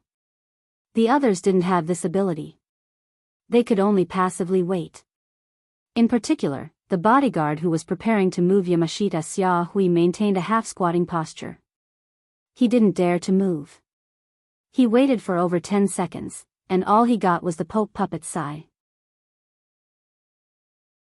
He felt a dry sensation suddenly press against the top of his head. He seemed to hear a cry of alarm, or perhaps it was the sound of the explosion outside the window. Then, it was meaningless to him. All sounds in the first-class cabin disappeared. The Pope puppet's sigh also disappeared. At the same time, the symptoms of laryngeal edema also disappeared. At the very least, it was temporarily alleviated. The price was the bodyguard who had fallen onto Yamashita Xiaohui. That person's skin and flesh were already limp. There was no breath left. The way he died was no different from the Maikawa Vice Minister of Affairs. The surrounding bodyguards all had deathly pale faces. As full-time members of the Yuchuan family, they had seen quite a few situations of internal handling. But this kind of situation where they were treated as a power bank was truly unprecedented. The important question was, whose turn would it be next? The hearts of the people were in turmoil, but now was not the time to pacify them. Whether it was Bai Xinyan or Kitano Sukido, neither of them cared about these things. From their perspective, what they needed to pay more attention to was the new clear instructions the Pope of Hundred Gatherings made after helping the puppet catch its breath. The hand that had just reaped a life flipped over. Its palm faced upwards, and it hooked its finger. Kitano Sukido's reaction was maintained at a high standard. He bent down again and, with absolute respect, handed over the mimicry generator. It was also at this time that he saw a cluster of greenish-black veins appear on the palm. It looked like the expanding capillaries under the skin, but it was more like the shadow of a tree with branches growing horizontally. Within the dark veins, there was clearly light flowing, filled with a different kind of vitality. But just thinking about its most likely source made one shudder. Kitano Sukido instinctively wanted to keep his distance from the Pope puppet. He wanted to retreat after completing his task. But the latter had no intention of taking over. Perhaps it felt that the distance and height were just right, so it simply used Kitano Sukido as a table. It stretched its hand over the control area of the device and began to operate it. Huh! Kitano Sukido's pupils dilated as he watched the Pope puppet's fingertips switch back and forth between the virtual interface and the physical buttons. Especially with the appearance of a business elite, he looked quite professional when he did such actions. But as long as one thought about the true identity, status, and image of the Pope, there was an element of absurdity in it. And as the Pope puppet operated, the mimicry image of the spiritual C, in the projection area connected to the device began to change repeatedly. The colorful, water droplets constantly adjusted the angle of presentation, and at the same time, the colors quickly faded, forming a general grayish-white base tone. Kitano Sukito did not quite understand what this change meant. He subconsciously turned to look at Bai Xinyan, but he saw that Bai Xinyan's gaze had drifted to Yukawa Aishuk, who had just been seated in the front row. Bai Xinyan also noticed Kitano Sukito's gaze, but she had no intention of explaining. She moved her gaze away from Yukawa Aishuk and switched back and forth between the device and the projection area. She knew, and she had even explained to Yukawa Aishuk earlier, that this kind of change was a result of the repetitive spiritual waves in the surrounding area and the changes that had already become a routine. It was presented as the regular background radiation. This was also a sign that the initial analysis of the mimicry picture had been completed. Last time in Osaka, Bai Xinyan had spent at least 20 minutes to achieve this step. Even if the sensing range was wider this time, and the processing of more data, the difference was too obvious in comparison. Bai Xinyan could confirm that this device was directly sent over from the deep blue world. It was a product of the laboratory, and it had not been put into the market. Perhaps this was the only one on Earth. Then, where did the super operating ability of the Pope of the 100 Collections come from? Was it born with knowledge? Such thoughts could be written into the scriptures of the Church, but in the real world, it was better to use reasoning. From the simple background of the device, if the problem was not in the application or the circulation, then the problem could only be in the research and development stage. According to her understanding, the Apocalypse Laboratory had obtained inspiration from Luo Nan's cage theory to develop this device. They hoped to use it as a key tool to break the barriers that ordinary people had to the spiritual plane. They wanted to make it into a commercial hit and lay the foundation for the next step of their grand plan. The so-called return on investment, the small profit operation, and the like were just excuses to deal with investors like Yukawa Aishuk. As for what the grand plan was, Bai Xinyan did not know the full picture. She only heard that the laboratory attached great importance to it, and that even Li Wei was deeply involved in the research and development. But now it seemed that Li Wei was not the only one participating in the research and development. The relationship between the Apocalypse Laboratory and the Amaterasu Order was no longer concealed. Yukawa Aishuk had indeed played the worst trick. Focus. A low and hoarse voice flowed out from the throat of the Pope puppet. It was directed at Bai Xinyan. Your Majesty. You'll be the one operating from now on. Make sure that the interface is maintained on this baseline. The Pope puppet did not even raise its head. The arrangement was a matter of course. The slight loss of voice at the end proved that the organ tissue of the throat had not completely recovered. It was impossible for it to recover. It was only a matter of time before it collapsed. Perhaps it was because of this that the Pope of the 100 Collections did not play any tricks. She spoke very clearly. Qianju exerts force through the abyss region. Distance isn't a problem, but it is very difficult to accurately lock onto Luo Nan. Luo Nan previously reversed sealed the Magatama configuration and Xia Hui on the back of the mountain, cutting off our path of descent. His methods are brilliant, but it is hard to avoid revealing traces. We have grabbed onto a piece of his tail, but it is too insubstantial. It jumps back and forth between the material plane and the mental plane. Qianju probed down from the abyss region to the material plane, causing a large loss in precision. He needs me to act as the signal tower's relay gain. Only then can he encircle and intercept Luo Nan. Luo Nan knows all of this. He will most likely do something. The Pope of the 100 Collections operated the apparatus as she explained. In this way, Bai Xinyan had a clear understanding of the distorted bubbles of colorful light that gradually grew on the ash-gray background. Frankly speaking, it was a nesting doll structure. The innermost layer of the bubble was the signal tower of the Pope puppet.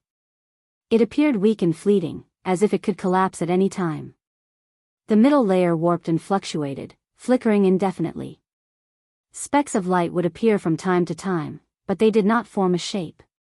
This was most likely the impact of the battle between the two sides. The details were no longer something that the mimicry diagram could analyze. The outermost layer was supported by a bubble. This bubble was much more stable, forming a boundary that was not a boundary. Perhaps, this was the control domain of a true god's extraordinary power? Of course, everything displayed here was just a mimicry on the mental sea plane. Let's not talk about accuracy. In essence, it was just the area swept by the aftermath. The main battlefield between Luo Nan and a true god was still the abyss region. Understand? His Majesty is using himself as bait? Bai Xinyan was just being polite. The Pope had only used a pious believer puppet. It was not even an ability user. How could it be considered bait? If Luo Nan really wanted to pull the firewood out from the bottom of the cauldron, then the true unlucky ones would be them, the passengers of the airship, if there was a slight deviation in the application of power. However, this possibility was meaningless to the Pope of the 100 Collections. What he paid attention to was on a completely different level than the others. The puppet raised its head and stared at Bai Xinyan with its scarlet eyes. Protect the apparatus. Collect data. If Qianju is unable to obtain the results of the battle, this place needs to be maintained for at least 200 seconds. The mimicry generator will transmit the data to the laboratory's cloud. We need to clearly see his foundation. We need to clearly see what he's hiding behind his back. Yes. Bai Xinyan agreed. But she had a feeling that the Pope of the 100 Collections was not talking to her. Instead, he was shouting at Luo Nan, whose whereabouts were unknown within the boundless clouds. It was like a threat, but it was also like a lure.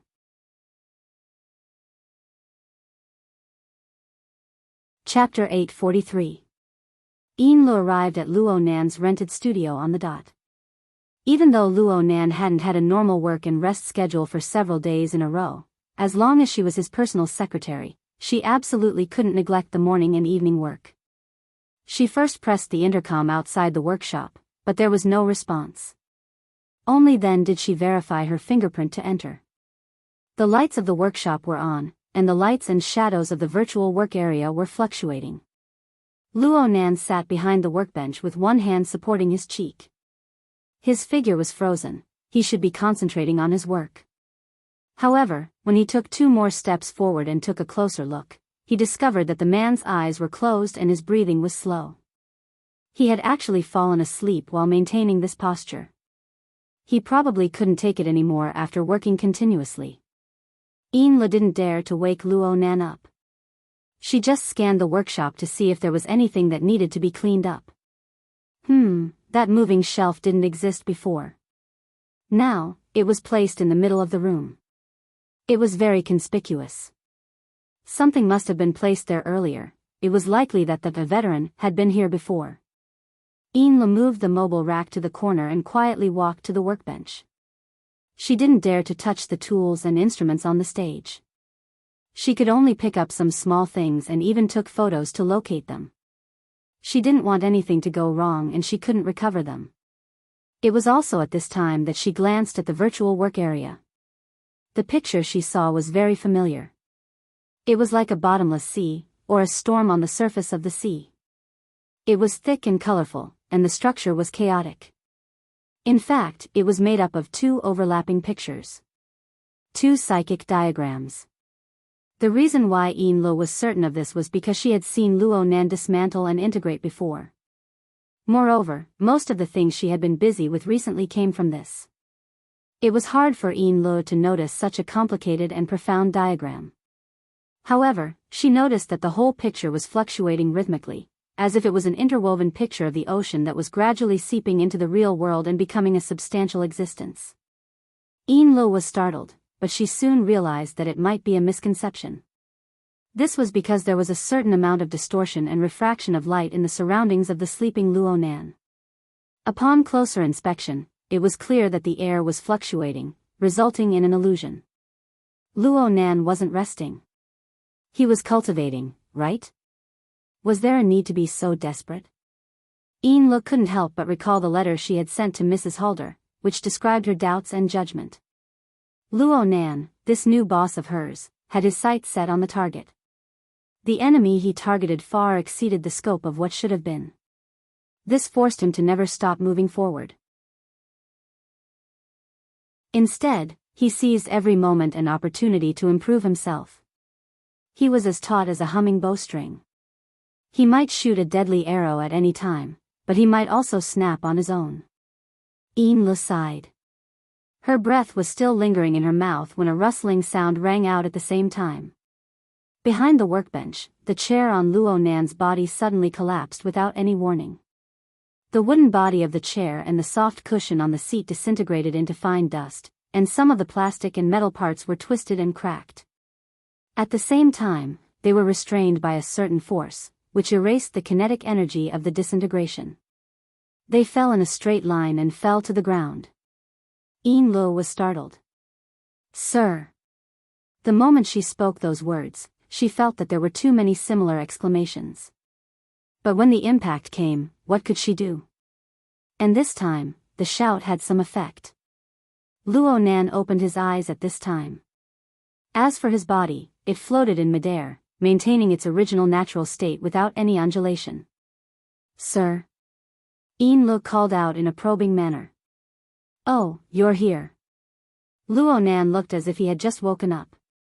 He floated in midair, unfolded his body, and stretched his waist. But his eyes were as bright as stars. He didn't have the hazy appearance of someone who had just woken up. Enlo was very curious as to what Luo Nan had been doing, but she couldn't really ask. She could only go with the flow and say, "It's almost 10:30. "Sir, do you want to go back and rest?" "Oh, it doesn't matter if I rest or not. I can't stay here for now. It wasn't easy to calibrate the equipment. I might have to start all over again." "Really?" Enla responded with her mouth, but in her mind, she thought of the fluctuating air around Luo Nan. Luo Nan's feet didn't touch the ground. His body turned a few times, and he sat on the wheelchair next to the workbench. He entered into the disabled mode, which required someone to serve him. Enli's eyes were still engraved with the image of his natural turning and turning, of his figure that didn't have the slightest trace of smoke and fire. It was unknown how much more brilliant it was than when he used the electromagnetic configuration to propel his fleshly body to float in midair. But when she thought about it in detail, only 2 weeks had passed in between. This degree of improvement. Enla sighed silently. She consciously went behind the wheelchair and did what she needed to do. But when she exerted force, the wheelchair actually became heavy and sluggish. It didn't move at all. "What's wrong with this? I almost forgot. I can't take a car in my current situation. Let's walk back." "What's your situation?" Enla finally found the opportunity to seek knowledge and dispel her doubts. She subconsciously made a guess. "Did you have another breakthrough in your cultivation?" "Nope. I was just playing a game. You can't take it seriously." Enlo was at a loss out of habit. The wheelchair beneath Luo Nan didn't need her to exert force at this time. It automatically moved forward and left the room. Enla hurried to catch up. She could confirm that this wasn't the work of the motor built into the wheelchair. Luo Nan ignored the commercial car parked outside after leaving the workshop. He directly controlled the wheelchair to move forward. Enlo arranged for the driver to go ahead first. She walked with small steps in her high heels. She followed behind him with clattering sounds. It was close to midnight in the Ping trade market. Even in the central area, there were very few pedestrians. The streets were empty, looking quite refreshing. But Luo Nan said, "How impatient." He narrowed his eyes as he spoke. A portion of the soul cloak spread out for thousands of kilometers, tens of thousands of kilometers. Hot bubbles bulged out from the intense light and high temperature. It was like a blazing furnace, roasting the slight fishy smell of the clouds and sea into a complex sensory stimulation. It was transmitted over a distance of 1,500 kilometers. He sensed it, experienced it, and responded to it. Of course, it was just as Luo Nan said. This series of senses was more like the stimulation of a virtual game, and it was a low degree of simulation. It was a bit like the déjà vu of an external neuron taking an offline test. He wasn't even as nervous as he was back then. If he didn't pass the test, he would most likely be in big trouble. Right now, the soul cloak was restraining and resisting him. He was playing hide-and-seek with a true god in the abyssal region. He arranged a few configurations within the clouds and watched them live and die. He didn't care much about winning or losing. It was just like the Pope of 100 Collections, who claimed to use her body as bait. What tense situation. It was all just talk. How could he be taken seriously? Well, for Bai Xinyan and the other people involved, this wasn't wrong. Only Luo Nan wouldn't. He couldn't do this.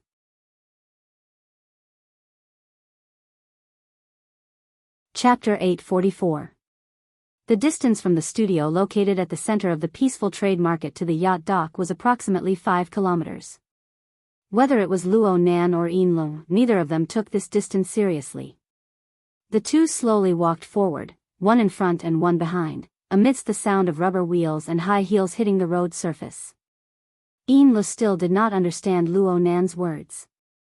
However, as they walked, she naturally assumed the position of a personal secretary. She held the handle behind the wheelchair, even though it did not have any practical meaning. Yin Lu was still pondering over Luo Nan's theory of playing games. She could not understand the logic behind it no matter how hard she tried. She pondered for a kilometer before she heard Luo Nan's voice. You were once the manager of Frost River Reality. How do you deal with those guys who cheat in games? This. How do you deal with those guys who cheat and want to PK with real people? Yin Lu stared blankly for a few seconds before she finally decided to say what was on her mind. Basically, you deal with them by suspending their accounts. In some cases, you'll use security and the police. Sometimes, you'll even apply to the SCA to lower the social privileges of those people. You'll ban them from entering relevant places and so on. Heh. It's quite difficult to find the SCA at that level. Luo Nan laughed and sighed.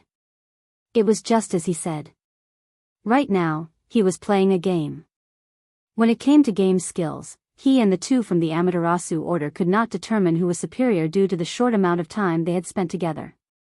However, Luo Nan occupied two advantages.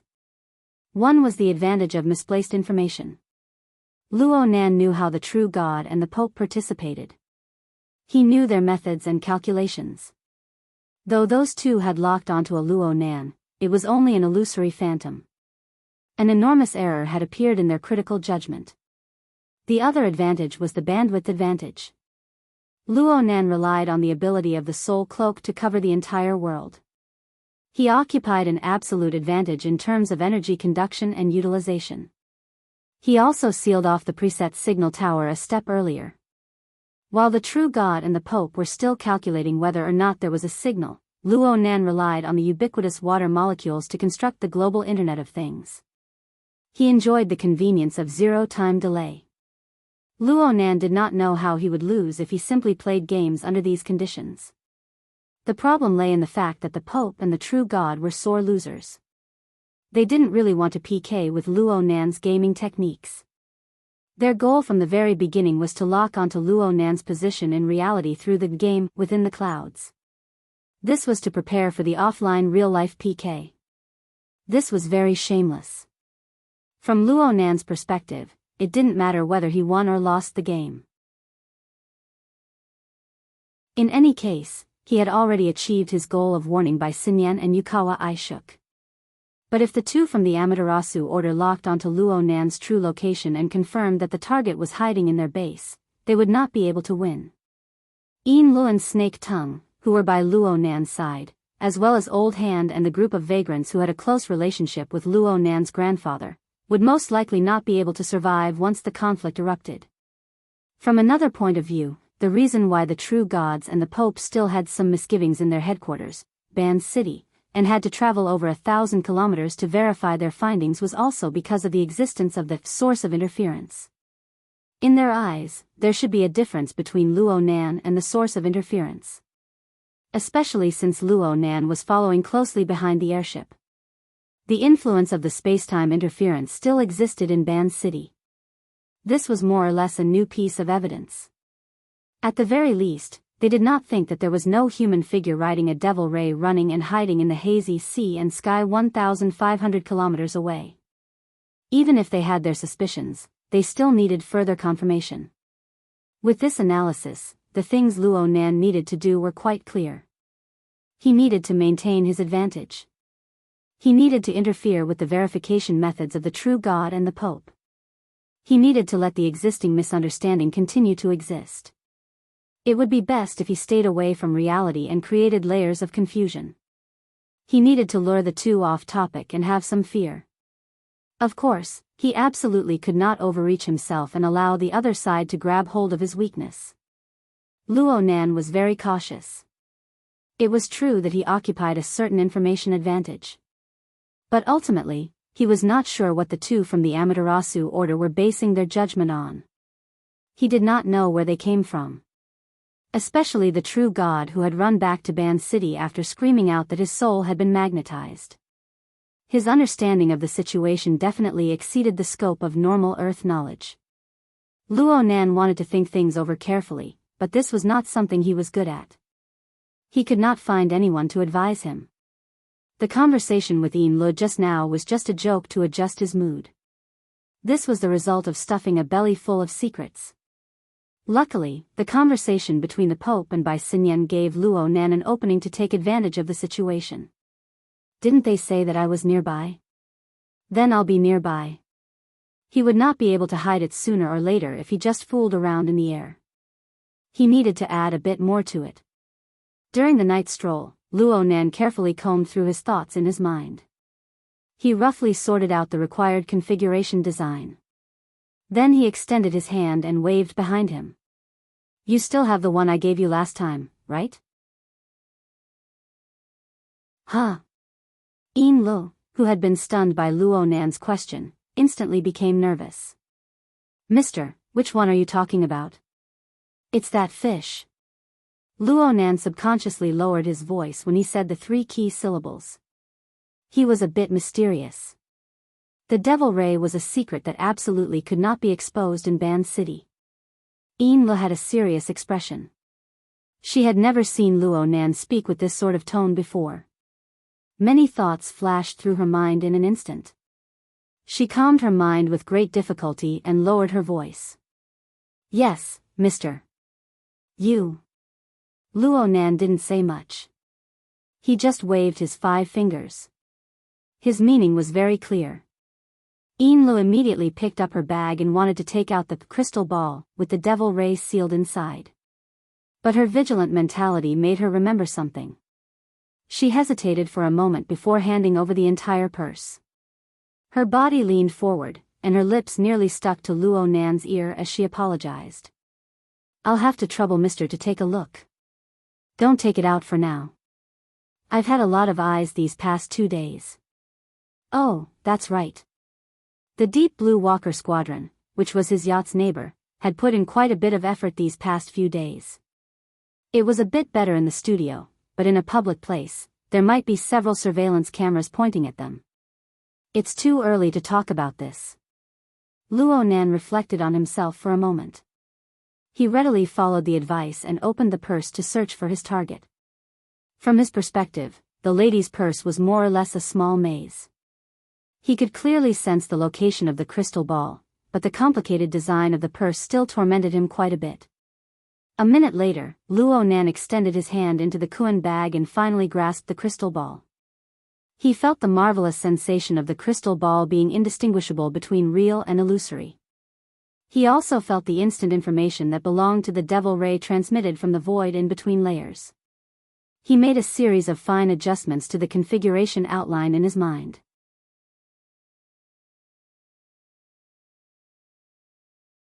Chapter 845. What are these B** stars doing? Captain Jimmy crossed his arms in front of his chest and subconsciously tapped his feet. The rapid rhythm reflected his current terrible mood. At this time, he was supposed to be preparing for tonight's operation, but an unexpected incident had ruined all his preparations. The surveillance resources that had been fully activated had been reduced to something akin to catching an adulterer in the act. For the time being, no one could give him a response. From his deputy, Mendez, to the surrounding members of the action team, and the SCA officials who had just rushed over to work overtime but were proven to be a waste of time, they all averted their gazes to avoid the unfortunate incident. 2 minutes ago, a video from an intercontinental passenger airship began to spread on the internet. The suspected terrorist attack that happened in the first-class cabin of the airship was recorded from different angles by many witnesses, posted on different social media accounts, and linked with big data. It began to rapidly accumulate views and influence. Until now, there was still no clear explanation for the incident. In fact, even if a nuclear bomb exploded on the airship, Captain Jimmy would not care. The key problem was that Bai Xinyan, who was at the last point of the parallel approval process, was in the area where the incident occurred, and there was still no news of her. The operation approval process was once again stuck. Captain Jimmy felt like he was tripped. It did not hurt him, but it was very depressing. The mission against the remnants of the Soul cult was actually not difficult, nor was it urgent or challenging. The reason why Captain Jimmy could not forget about it was largely because he wanted to compete with Bai Xinyan. He did not deny this. He finally had the opportunity to use the situation and the procedure to force Bai Xinyan to yield. Victory was in sight, but something like this happened. What kind of luck did Bai Xinyan have? Whether it was reasonable or not, that was what Captain Jimmy thought in his heart. The procedure went into a standstill again. Captain Jimmy had no choice but to pay attention to the development of the incident and try to learn the truth from the higher-ups. At the same time, he diverted some attention to the B***starred couple on the street. No matter what, these two were the people who had the most contact with the target, the veteran, Shou Xiong, and the other vagrants. In other words, they were also suspects, even if they had the blood flame order behind them. Captain Jimmy kicked the chair under the intelligence officers and tried to make his subordinates nervous again. Give me the plan. The one numbered A7. To deal with indirect suspects like Mr. M.O., whose background was clear but whose identity was unknown, the operation team also had a contingency plan. When the captain had nothing to do, he could go on a vacation. The bitter intelligence and staff officers could only crawl on the grid and write plans to satisfy the captain's desire to dominate. Jimmy, let's wait for the news. Seeing Captain Jimmy's behavior, Mender knew that Captain Jimmy wanted to take a different approach. Therefore, he tried to dissuade him. There should be a result on the airship soon. I'm just waiting and making preparations. In front of his subordinates, Captain Jimmy maintained the dignity of a supervisor. Even if the procedure is completed and we start to move, from the close contact between this adulterous couple and Shou Xiong, there is a high chance that they will interfere. Look, that woman is on the phone, talking to her lover. Boy, show me the surveillance records from the past few days. The last sentence was again addressed to the intelligence clerk. While retrieving the information, Captain Jimmy said to the SCA's Minister O'Hara, "It would be perfect if we could get their phone records." Minister O'Hara's mouth twitched, but he didn't respond to Captain Jimmy's words and actions that violated the law. He could only pretend that he was deaf and mute. Captain Jimmy didn't force him further. Now wasn't the time to be serious. He only compared the surveillance records to find evidence for himself. From the surveillance records, our technical maniac, Mr. Mo, has been working hard in the studio for the past few days. Why couldn't he stay there tonight? Oh, and the big news on the airship just happened. Alright, Captain Jimmy's every word exuded an aura of looking for trouble. This was already the consensus of everyone present, but no one dared to point it out. Captain Jimmy, on the other hand, felt good about it, so his words became more and more outrageous. This Mr. M.O.T. City still hasn't found an accurate explanation for why the Blood Flame Order's deputy high priest is so willing to be submissive. Is he actually Lady Halder's lover, or is he the result of that person's sex change? Cough, cough. With outsiders around, Dor didn't want to speak carelessly and leave something that could be used against him. He tried his best to find more information. From the intelligence, the Blood Flame Order's madam has always been cold and ruthless. She's also a bit mysterious. Maybe this is her backup plan. Backup plan? She has such a high-profile backup plan? It's not that bad. Anyone under the spotlight has to expose something. Then what did he expose? Claw Island. Buddy, do you remember that place? Yes. In the few days that the operation had been stalled, the operation team could only put in more effort into intelligence work. So far, they had already obtained enough information from Mr. Neo and knew that Claw Island was the secret tunnel that the remnants of the Soul Order used to infiltrate. At the same time, they also knew that the island and the lake and the half-abandoned base on it were rented by this Mr. Mo. They even went up to investigate, but other than a bunch of exoskeleton parts and some strange compound materials, they didn't find anything new. Not finding anything is the prelude to a great discovery. Captain Jimmy could come up with over 100 reasons at any time if he wanted to make up a story. The current Blood Flame Order, or to be more precise, Madame Halder's Blood Flame Order, is like a stray dog. They ran from Xia City to T City, and it's said that they aren't doing too well. Under these circumstances, the second-in-command of the order accompanied this so-called Mr. Mo to Saka City to purchase property and then conducted research and experiments midway. What a touching logic. Dor opened his mouth, but he suddenly discovered that he had nothing to say. Captain Jimmy used his terrible mood to make groundless and far-fetched claims. He forcefully wrung out a complete logical chain. Following his train of thought, even Menda felt that this Mr. Mo was very suspicious. Hold on, this has nothing to do with us. Really? Are you sure? After a series of debates, Captain Jimmy felt that he had returned to his peak. He even laughed. He extended his hand and drew a circle in the air. He pointed out, "Why do I feel that their attitude is very unfriendly?" While Captain Jimmy was talking loudly in the warehouse at the dock, Snake Tongue furrowed her brows several hundred meters away on the yacht. That fellow on the other side was pestering her endlessly, but his senses were quite sharp. Especially when that group of people had entered a state of combat readiness. They were connected to each other and formed a network. They naturally formed a highly integrated offensive and defensive fortress on the mental plane. The spell probing she was used to before now seemed a bit rash. Her surveillance made the other party react, but it wasn't that easy to get rid of it. As an outstanding cursemancer, she was an expert when it came to curses, stimulation, and control of living creatures. At this distance, as long as there were mosquitoes or crawling insects in the warehouse, they could form a monitoring network. They wouldn't be affected by ordinary mental attacks. At most, they could see the information directly or indirectly. But she still had to say, the growth rate of technology was truly fast. Snake Tongue had dealt with Deep Blue walkers quite a few times in the past. In fact, ever since the Deep Blue platform appeared, it had always been the focus of the inner world's research. Ability users had very complicated feelings towards this group of people that obtained extraordinary power through the transformation of the human body. Snake Tongue was no exception. But after wasting half a year in the cloud world and returning to reality, Snake Tongue discovered that she needed remedial lessons. More and more characters worthy of attention appeared on the Deep Blue platform. Let's not talk about superstars like Tian Bang, who was the #1 person below the extraordinary level. She felt that there were quite a few noteworthy points in this operation team she had randomly encountered. The problem right now was that Captain Jimmy had accidentally hit the nail on the head. He had a temperament of an unpredictable bomb. Luo Nan might not like this news. Ian Lee's call came in just as she was thinking. There weren't any pleasantries.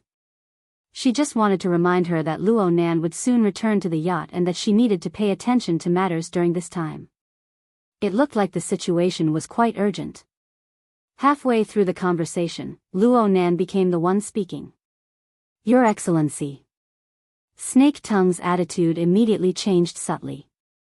She carefully memorized the instructions and repeated them before responding, "Hey, I understand."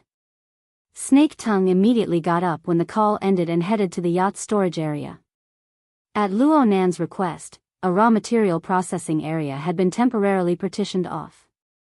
It was mainly used to process the compound raw materials he used daily, extract nutrients, and the like. Originally, it wasn't that particular. But in the past 2 days, it seemed that he had obtained a series of pre-processing techniques from an expert that could effectively increase his usage efficiency. Snake Tongue was a cursmancer. She was quite accomplished in the field of pharmacology, so she took over this heavy responsibility. She provided Luo Nan with the rough processing materials he needed for his experiments every day. It was said that these materials were used to make something like a sarcolemma. As she passed by the outer deck, she saw the commercial vehicle that had returned to the dock at Ian Lee's request turn around to pick up Luo Nan. The capricious orders were clearly controlled by Luo Nan's flickering inspiration. In fact, the yacht, which had already entered a half-resting state, became active once more under Luo Nan's will. The crew ran up and down, taking their respective positions. Snake Tongue had just finished preparing the materials she had accumulated over the past few days in the storage area when she heard the low hum of an electric motor. This was proof that Luo Nan had already arrived at the dock. Afterwards, the yacht would temporarily take him away from this densely populated area and into the depths of North Mountain Lake.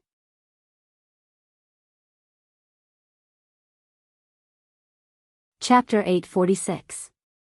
The commercial car went back and forth, Luo Nan boarded the boat, the yacht left the shore, and the boat drove into the center of the lake. There were no accidents in this series of processes. They were extremely compact, without any buffer gaps.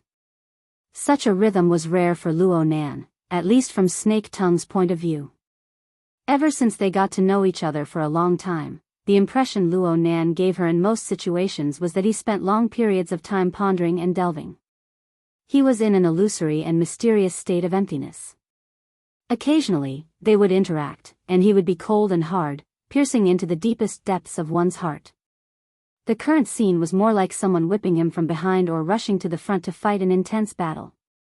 Snake Tongue originally wanted to report the latest intelligence on monitoring Captain Jimmy and the others, but she couldn't find an opportunity to interrupt. After Luo Nan boarded the yacht, he went directly to the warehouse area. He checked the raw materials provided by Snake Tongue and confirmed that they were sufficient. He didn't say anything, but a layer of smoke spread out from his body. The temporarily separated warehouse area wasn't that big. Whether it was Snake Tongue or Inlo, they were soon enveloped by the smoke. Their figures became hazy and indistinct. What was this? Inlo turned her head in shock, wanting to communicate with Snake Tongue. However, the two lacked tacit understanding in the end. Snake Tongue didn't pay attention to Inlo. She just silently watched the roiling smoke beside her, as well as the more detailed components within. Snake Tongue wasn't able to discern too many details because her psychic senses were greatly restricted within this smoke. And the more she delved into the details, the more fuzzy her probing mental senses became. It was as if countless fine blades were sliced into pieces and scattered randomly. They were turned upside down and confused. In the end, she simply doubted her usual self-logic. This feeling was terrible. More importantly, it stimulated Snake Tongue. It made her remember that she had vaguely experienced this scene before. Yes, the cloud world, the mist maze. This was the bizarre location where Luo Nan had attacked, oppressed, and bound Gong Chi. Snake Tongue often boasted that she was experienced and knowledgeable, but she had never seen such a bizarre and despairing world in her entire life. It was precisely there that Snake Tongue and death overlapped. Perhaps it was just a hair's breadth of difference. No matter when she thought about it, she couldn't get rid of the feeling of suffocation. It was also there that she completely lost her freedom of life. Perhaps this included the future that she could look forward to. Snake Tongue's gaze shifted and swept over Ian Lee's blurry face. This woman was curiously looking around as if she didn't know anything. This allowed Snake Tongue to have an even clearer judgment regarding the mist maze. That place was undoubtedly Luo Nan's top secret. Perhaps it was the core source of all of his abilities. Think about it. A sandstorm maze formed from 1 trillion domain fragments. Any random fragment from the maze would be a rare treasure on the inner world plane. How much of it was mixed in the smoke that filled the air? That place was a terrifying prison, but at the same time, it was also an incredible treasure trove. Even with Luo Nan's strength, he absolutely could not let it see the light of day for a long time to come. Unfortunately, he was involved. Even if he wasn't killed, he would have to pay an extra price. Snake Tongue was lost in a rare moment of absent-mindedness due to the awakening of her terrible memories. When her attention returned, she discovered that a dark red exoskeleton frame had appeared within the mist, sticking close to Luo Nan's torso at some unknown time. Where did this come from? The dark red was a rather eye-catching color within the ash-white smoke. It seemed to be flowing endlessly, as if it was the blood contained within the entire frame. Within the flowing bloody light, the connective tissue and muscle tissue fragments of the same hue seemed to be woven by invisible needles and threads. They stuck close to the surface of the skeleton, gradually taking shape. Correspondingly, the rough processing materials Snake Tongue had prepared, as well as the nutrients specially used to replenish the human body's energy, were consumed at an astonishing rate. They were swallowed into the depths of the smoke. Luo Nan possessed the ability to rapidly produce human cells and tissues, or perhaps he possessed the tools to do so. Snake Tongue still remembered how shocked she was the first time she saw such a scene. But now she was completely accustomed to it, and she knew that Luo Nan's ability had its limits. In the end, the exoskeleton frame was unable to form a complete body. It merely formed a thin layer of muscular-like structure. It wrapped around and covered most of the skeleton, and it stretched and contracted endlessly. It caused the entire frame to tighten and deform, but it also fit the contours of Luo Nan's body. Snake Tongue had seen a similar scene more than once in the past few days. The speed at which it formed was much faster than this time. Yes, she felt that Luo Nan's speed at forming the muscular-like structure was much slower today. There were even some areas that were a bit hesitant. Snake Tongue had just thought of this when she saw the mostly formed muscular-like structure in the chest and abdomen region of the exoskeleton frame burn into ashes. Bionic tissue began to grow wildly at the edges of the gap, spreading and bonding to fill the gap. There was a change in the design train of thought. Snake Tongue was able to guess this, and Luo Nan spoke at this time. I remember that there are still some exoskeleton accessories here. There are, but they aren't as complete as the ones in the warehouse at Claw Island and the hydroelectric power station. Lu reacted quickly. She had long since given up on probing into the profound principles behind Luo Nan's actions. She just waited to deal with the corresponding mundane matters. It's in the other room. I'll go get it. Yeah. See if there are any RAC model wires. I'll have to deal with the sensitivity a bit. Okay. Lu turned around and left. Luo Nan didn't idle while waiting. He opened up the virtual work area, and an extremely complex configuration design was already drawn on it. Snake Tongue shifted her gaze and swept it over. She felt dizzy. However, Luo Nan took the initiative to point at her. In a bit, you'll have to help me install the wires. I need to make adjustments immediately. I can't free up my hands. Yeah. Snake Tongue didn't have any leeway to refuse. Can you understand the design diagram? I can't. Snake Tongue's response was extremely decisive. This was absolutely not the time to act. Otherwise, she would be the one to lose face in a bit. Luo Nan could understand. It doesn't matter. This is just a temporary reinforcement. It mainly depends on the finesse of the operation. Just do it step by step according to what I said. Yeah, I still need to explain the basic logic. He made a hand gesture, and the configuration diagram on the virtual work area was simplified by quite a bit in an instant. It revealed a rather distinct three-layer structure of inner, middle, and outer. Right now I'm using the lamination interference technology. According to my research with Dean Wan, this is a kind of disguise technique that uses perfection to imitate imperfection. First, I do addition, then I do subtraction. Right now I'm doing addition. The basic logic is like this. Through the configuration design, I take the imperfect situation of the main body, and through the transition of the exoskeleton and other auxiliary frames, I gradually fill in and make up for it. I map it onto my strongest spacetime configuration, forming a relatively perfect mapping. The meaning of this perfect is quite complicated, but it's something like this. Understand? The first thing Snake Tongue thought of was the attributive word, strongest, before the spacetime configuration. Why did she feel that Luo Nan's strongest point should be mental piercing and control?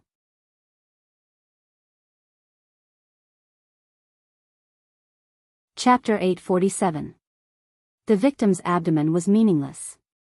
Snake tongue cleared her distracting thoughts, and her line of sight pierced through the pervasive smoke. She saw that this blurry area still had certain restrictions. After eliminating the influence of obstacles, a relatively complete circle appeared on the whole. She vaguely understood Luo Nan's meaning. The exoskeleton is basically equivalent to a padding, but it's also an orderly operating system. It filled in the abilities that the body didn't have and increased the power that the body didn't have. The relationship between it and the main body was equivalent to the gear set that His Excellency had mentioned before, that coupling theory. The coupling between the inside and the outside will form an organic whole, amplifying one's own strength and stirring up even greater power in the world. That's right. You were the same back then. You understood it the moment you heard it. Luo Nan grinned his teeth in delight. He was a bit pleasantly surprised. The corner of Snake Tongue's mouth perked up, but the curve of her lips was mostly filled with bitterness. At this moment, the magnificent power raised by the gear set that was embedded in the void surged up from the depths of his memory. Moreover, as the timeline moved forward, it became more and more majestic and unstoppable. Back then, he had recklessly used his own small gear to pry open the big gear of the world. Today, just his existence alone was already a marvel of the world, unfathomable and unattainable.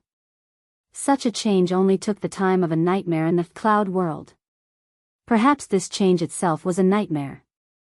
At this moment, Lu came in with the metal box containing the wires. "Sir," she paused halfway through her words. Her gaze shifted between Luo Nan's and Snake Tongue's faces.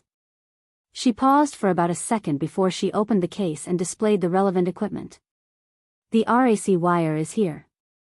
Luo Nan nodded slightly. He wasn't in a hurry to get into action. Instead, he continued to communicate with Snake Tongue about the corresponding concepts. "It is indeed a coupling, but there is one thing that is different from the last time. This time, I don't need to pry anything. Instead, I need to merge with the big gear set of heaven and earth so that it doesn't stand out. But at the same time, I need to make my own characteristics stand out. The work of integration will be completed in the addition stage. You must fully realize the coupling effect. This is the foundation. The work of highlighting will be completed in the subtraction stage. You must highlight the sense of design. Now, get ready." "Yes." Snake Tongue adjusted her breathing and took out the wire from the metal case she had already opened. She gradually understood. Luo Nan's conversation with her was actually to further clarify his train of thought. Therefore, during this period, the configuration design of the virtual workspace was adjusted to a certain extent. It felt more concise and clear. In comparison, Snake Tongue's operation phase was lackluster. She just appeared as an AI assistant. She followed Luo Nan's instructions and installed the wires in the designated locations. Snake Tongue had installed a total of over 30 wires, and they were arranged inside and outside the exoskeleton frame. They were like a mixture of neurons, muscle fibers, blood vessels, and other functional tissues.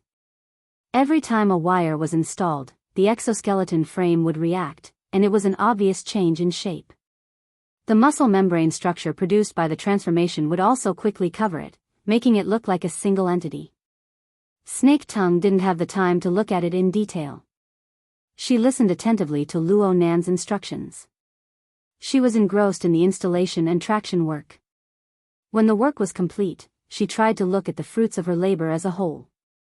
But she was stunned to discover that the scenery before her eyes was fading away. The smoke that practically covered the entire warehouse area was fading away without end. This wasn't a result of the leakage and decrease in concentration due to the tight seal. Instead, it corresponded to the steps of continuous adjustment. The chaotic dust within the smoke was like a jigsaw puzzle that gradually became orderly. The orderly layers gradually became clear, forming a stable and ethereal structure. It blended together with the surrounding void that she was accustomed to. The exoskeleton frame also blended inside. Within the fading smoke, the dark infrared exoskeleton, which had just pulled the wires and wrapped the muscle membrane, seemed to have been rubbed by an eraser.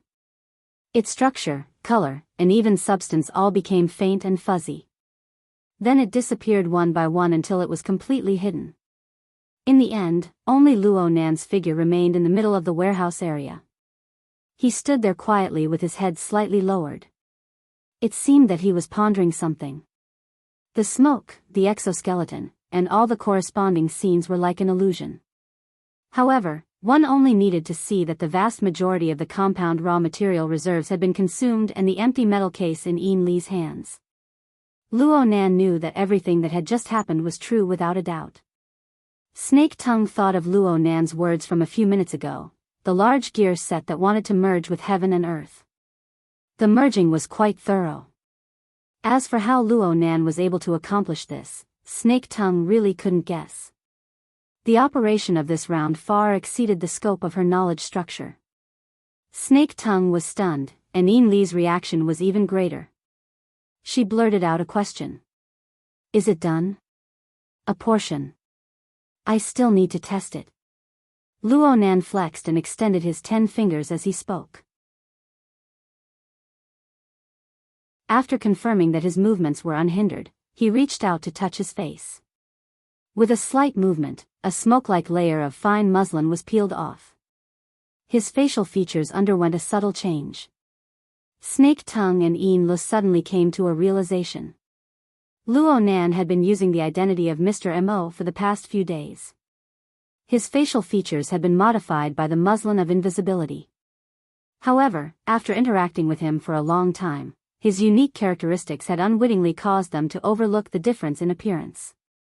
From this angle, the disguise was quite a failure. Luo Nan didn't care about the thoughts of others. He used his fingertips to twirl the muslin in his hand, experiencing the marvelous state that existed between the virtual and the real. Then, he tossed it up. Snake Tongue and Yin Li's attention naturally gathered over. The muslin of invisibility was practically weightless due to its special material properties. It easily broke free of gravity. It was like smoke or mist, stretching, shifting, and bobbing up and down in the air. Soon, a dozen seconds passed, but nothing happened. Another dozen seconds passed. Luo Nan's face was expressionless as he extended his hand and took off the muslin of invisibility. Yin Lu, who had been a chatterbox before, instantly felt extremely embarrassed. Luo Nan didn't say a word. He continued to twirl the muslin with his fingertips, searching for the feeling. The muslin of invisibility was a product of lamination interference technology, but it wasn't the core item. Instead, it was a kind of extension product. It wasn't a natural material. Instead, it underwent the effects of the so-called lamination interference spirit core. It underwent a transformation of quality and energy over the years, absorbing special particles from the outside world to weave itself into a strange object. The lamination interference spirit core was like a shuttle. As long as it existed, it would simultaneously accumulate and weave on both the material and mental planes, endlessly expanding the scale of the muslin of invisibility. It would also memorize a few commonly used patterns, making it easier to realize concealment and camouflage. From this point of view, once the experiment of the lamination interference technology was successful, the experimental product would certainly be able to form a special effect with the muslin of invisibility, and vice versa. Let alone a special effect, not even the most basic of interference effects could be seen. It was at this time that Snake Tongue bowed to show her respect. She acted as if she was completely convinced. Your Excellency's divine skill.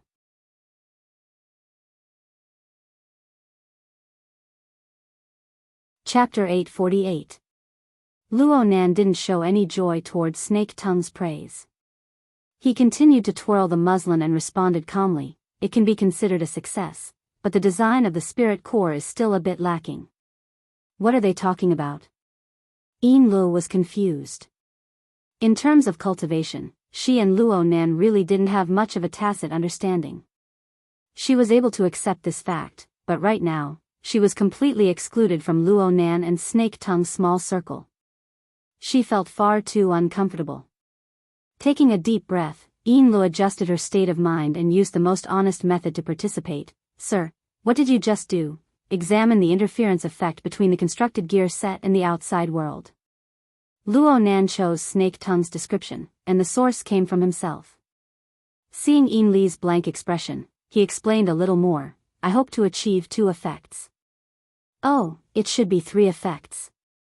The first is that the newly constructed gear set can be seamlessly embedded into the big gear set of heaven and earth.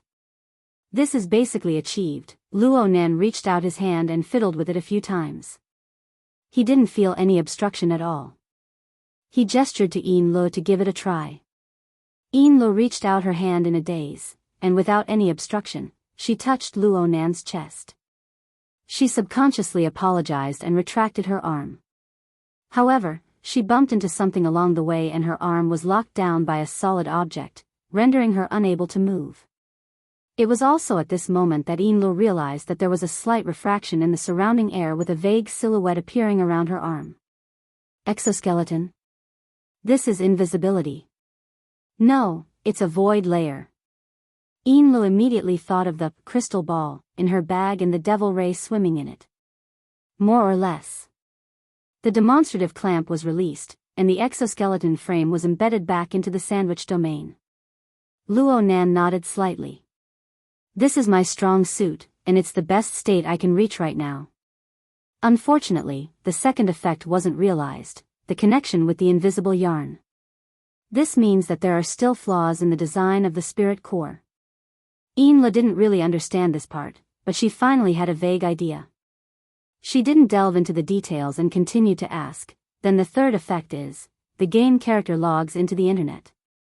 Oh, it's long-distance mapping. We still have to try it out. Li's cognitive network almost broke again.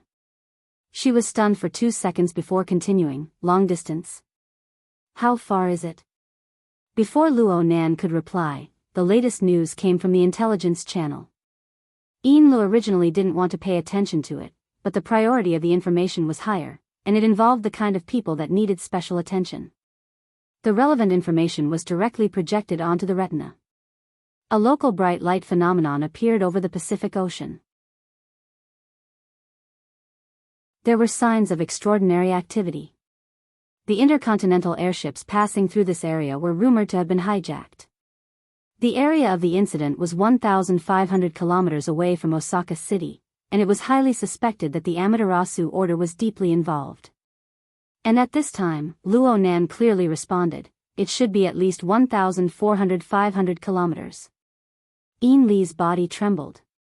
At the same time, she could feel Snake Tongue suddenly raise her head from the side. Her gaze focused on Luo Nan's face. Luo Nan saw that La didn't have any new questions, so he turned his attention back to the work in front of him. He frowned slightly. I've delayed things a bit. It's impossible to be perfect, Mr. My lord. Lu and Snake Tongue spoke at the same time. They instantly exchanged glances, but this time neither of them had any intention of declining modestly. That airship, the Deep Blue operation team at the warehouse has been affected by the airship incident, and their operations have come to a halt. However, that Captain Jimmy has a few unfavorable associations with us. The importance of the information on both sides, including the depth involved, was different from the very beginning. Lu unconsciously stopped talking and gave way to Snake Tongue. Luo Nan's gaze also pointed over there. Oh. Speaking of which, be it Snake Tongue or Lu, they weren't too sure about Luo Nan's degree of involvement in the airship incident. But right now, just by looking at his reaction to the word airship, there was no longer any doubt. Snake Tongue's expression could still be considered calm, but the speed of her heartbeat had unwittingly increased by a level compared to a few seconds ago. Right now, she finally understood the severity of the situation behind Luo Nan's series of actions. Therefore, she used the most concise and accurate words to summarize Captain Jimmy's nonsense once. Then she expressed her own opinion. With Captain Jimmy's restless mood, it's very likely that he will make a rash move. If Master's current focus of attention is placed far away, we need to prepare a response plan as much as possible in advance. We can't let it become a negative interference. Snake Tongue had already spoken quite bluntly. At the very least, Inlo understood tacitly. If Luo Nan really wanted to compete with the major powers of the Amaterasu Order 1500 kilometers away, then let's not talk about how he was going to accomplish this. As the rear, absolutely no problems could happen to Ban City. Even in normal times, this would be a very troublesome matter, let alone now. Snake Tongue and Inlo both looked at Luo Nan's reaction. Indeed, Luo Nan furrowed his brows. Don't tell me we have to have two characters. This is a bit difficult. Let's deal with the airship first. Could they deal with the other side as well? Even Snake Tongue's level of understanding wasn't enough. On the other hand, Inla finally had the leeway to use her brain when it came to mundane matters. She quickly said, I'll immediately contact the city's side and the boss's side. I'll tell them about Mr. Mo's identity. It'll be good if we can interfere with them a bit. As for Mr. Mo. She hesitated for a moment before speaking. Can we first leave the yacht? Temporarily avoid contact with them, just like 10 days ago. Inla made the connection to Luo Nan's mysterious and possibly world-shaking operation last time. It also began with leaving the yacht. We really do need to leave. What Inla said was already within Luo Nan's plans. Since she mentioned it, he didn't say anything more. He simply waved his hand. You guys keep an eye on this side. I'll go greet True God and the Pope. If things go smoothly, it shouldn't take too long. Yes. Huh. Inla suddenly froze on the spot, and Snake Tongue wasn't any better. Luo Nan was truly straightforward and efficient. He simply turned around and headed outside after speaking. The warehouse's exit wasn't in front of him, but the sealed cabin wall of the yacht.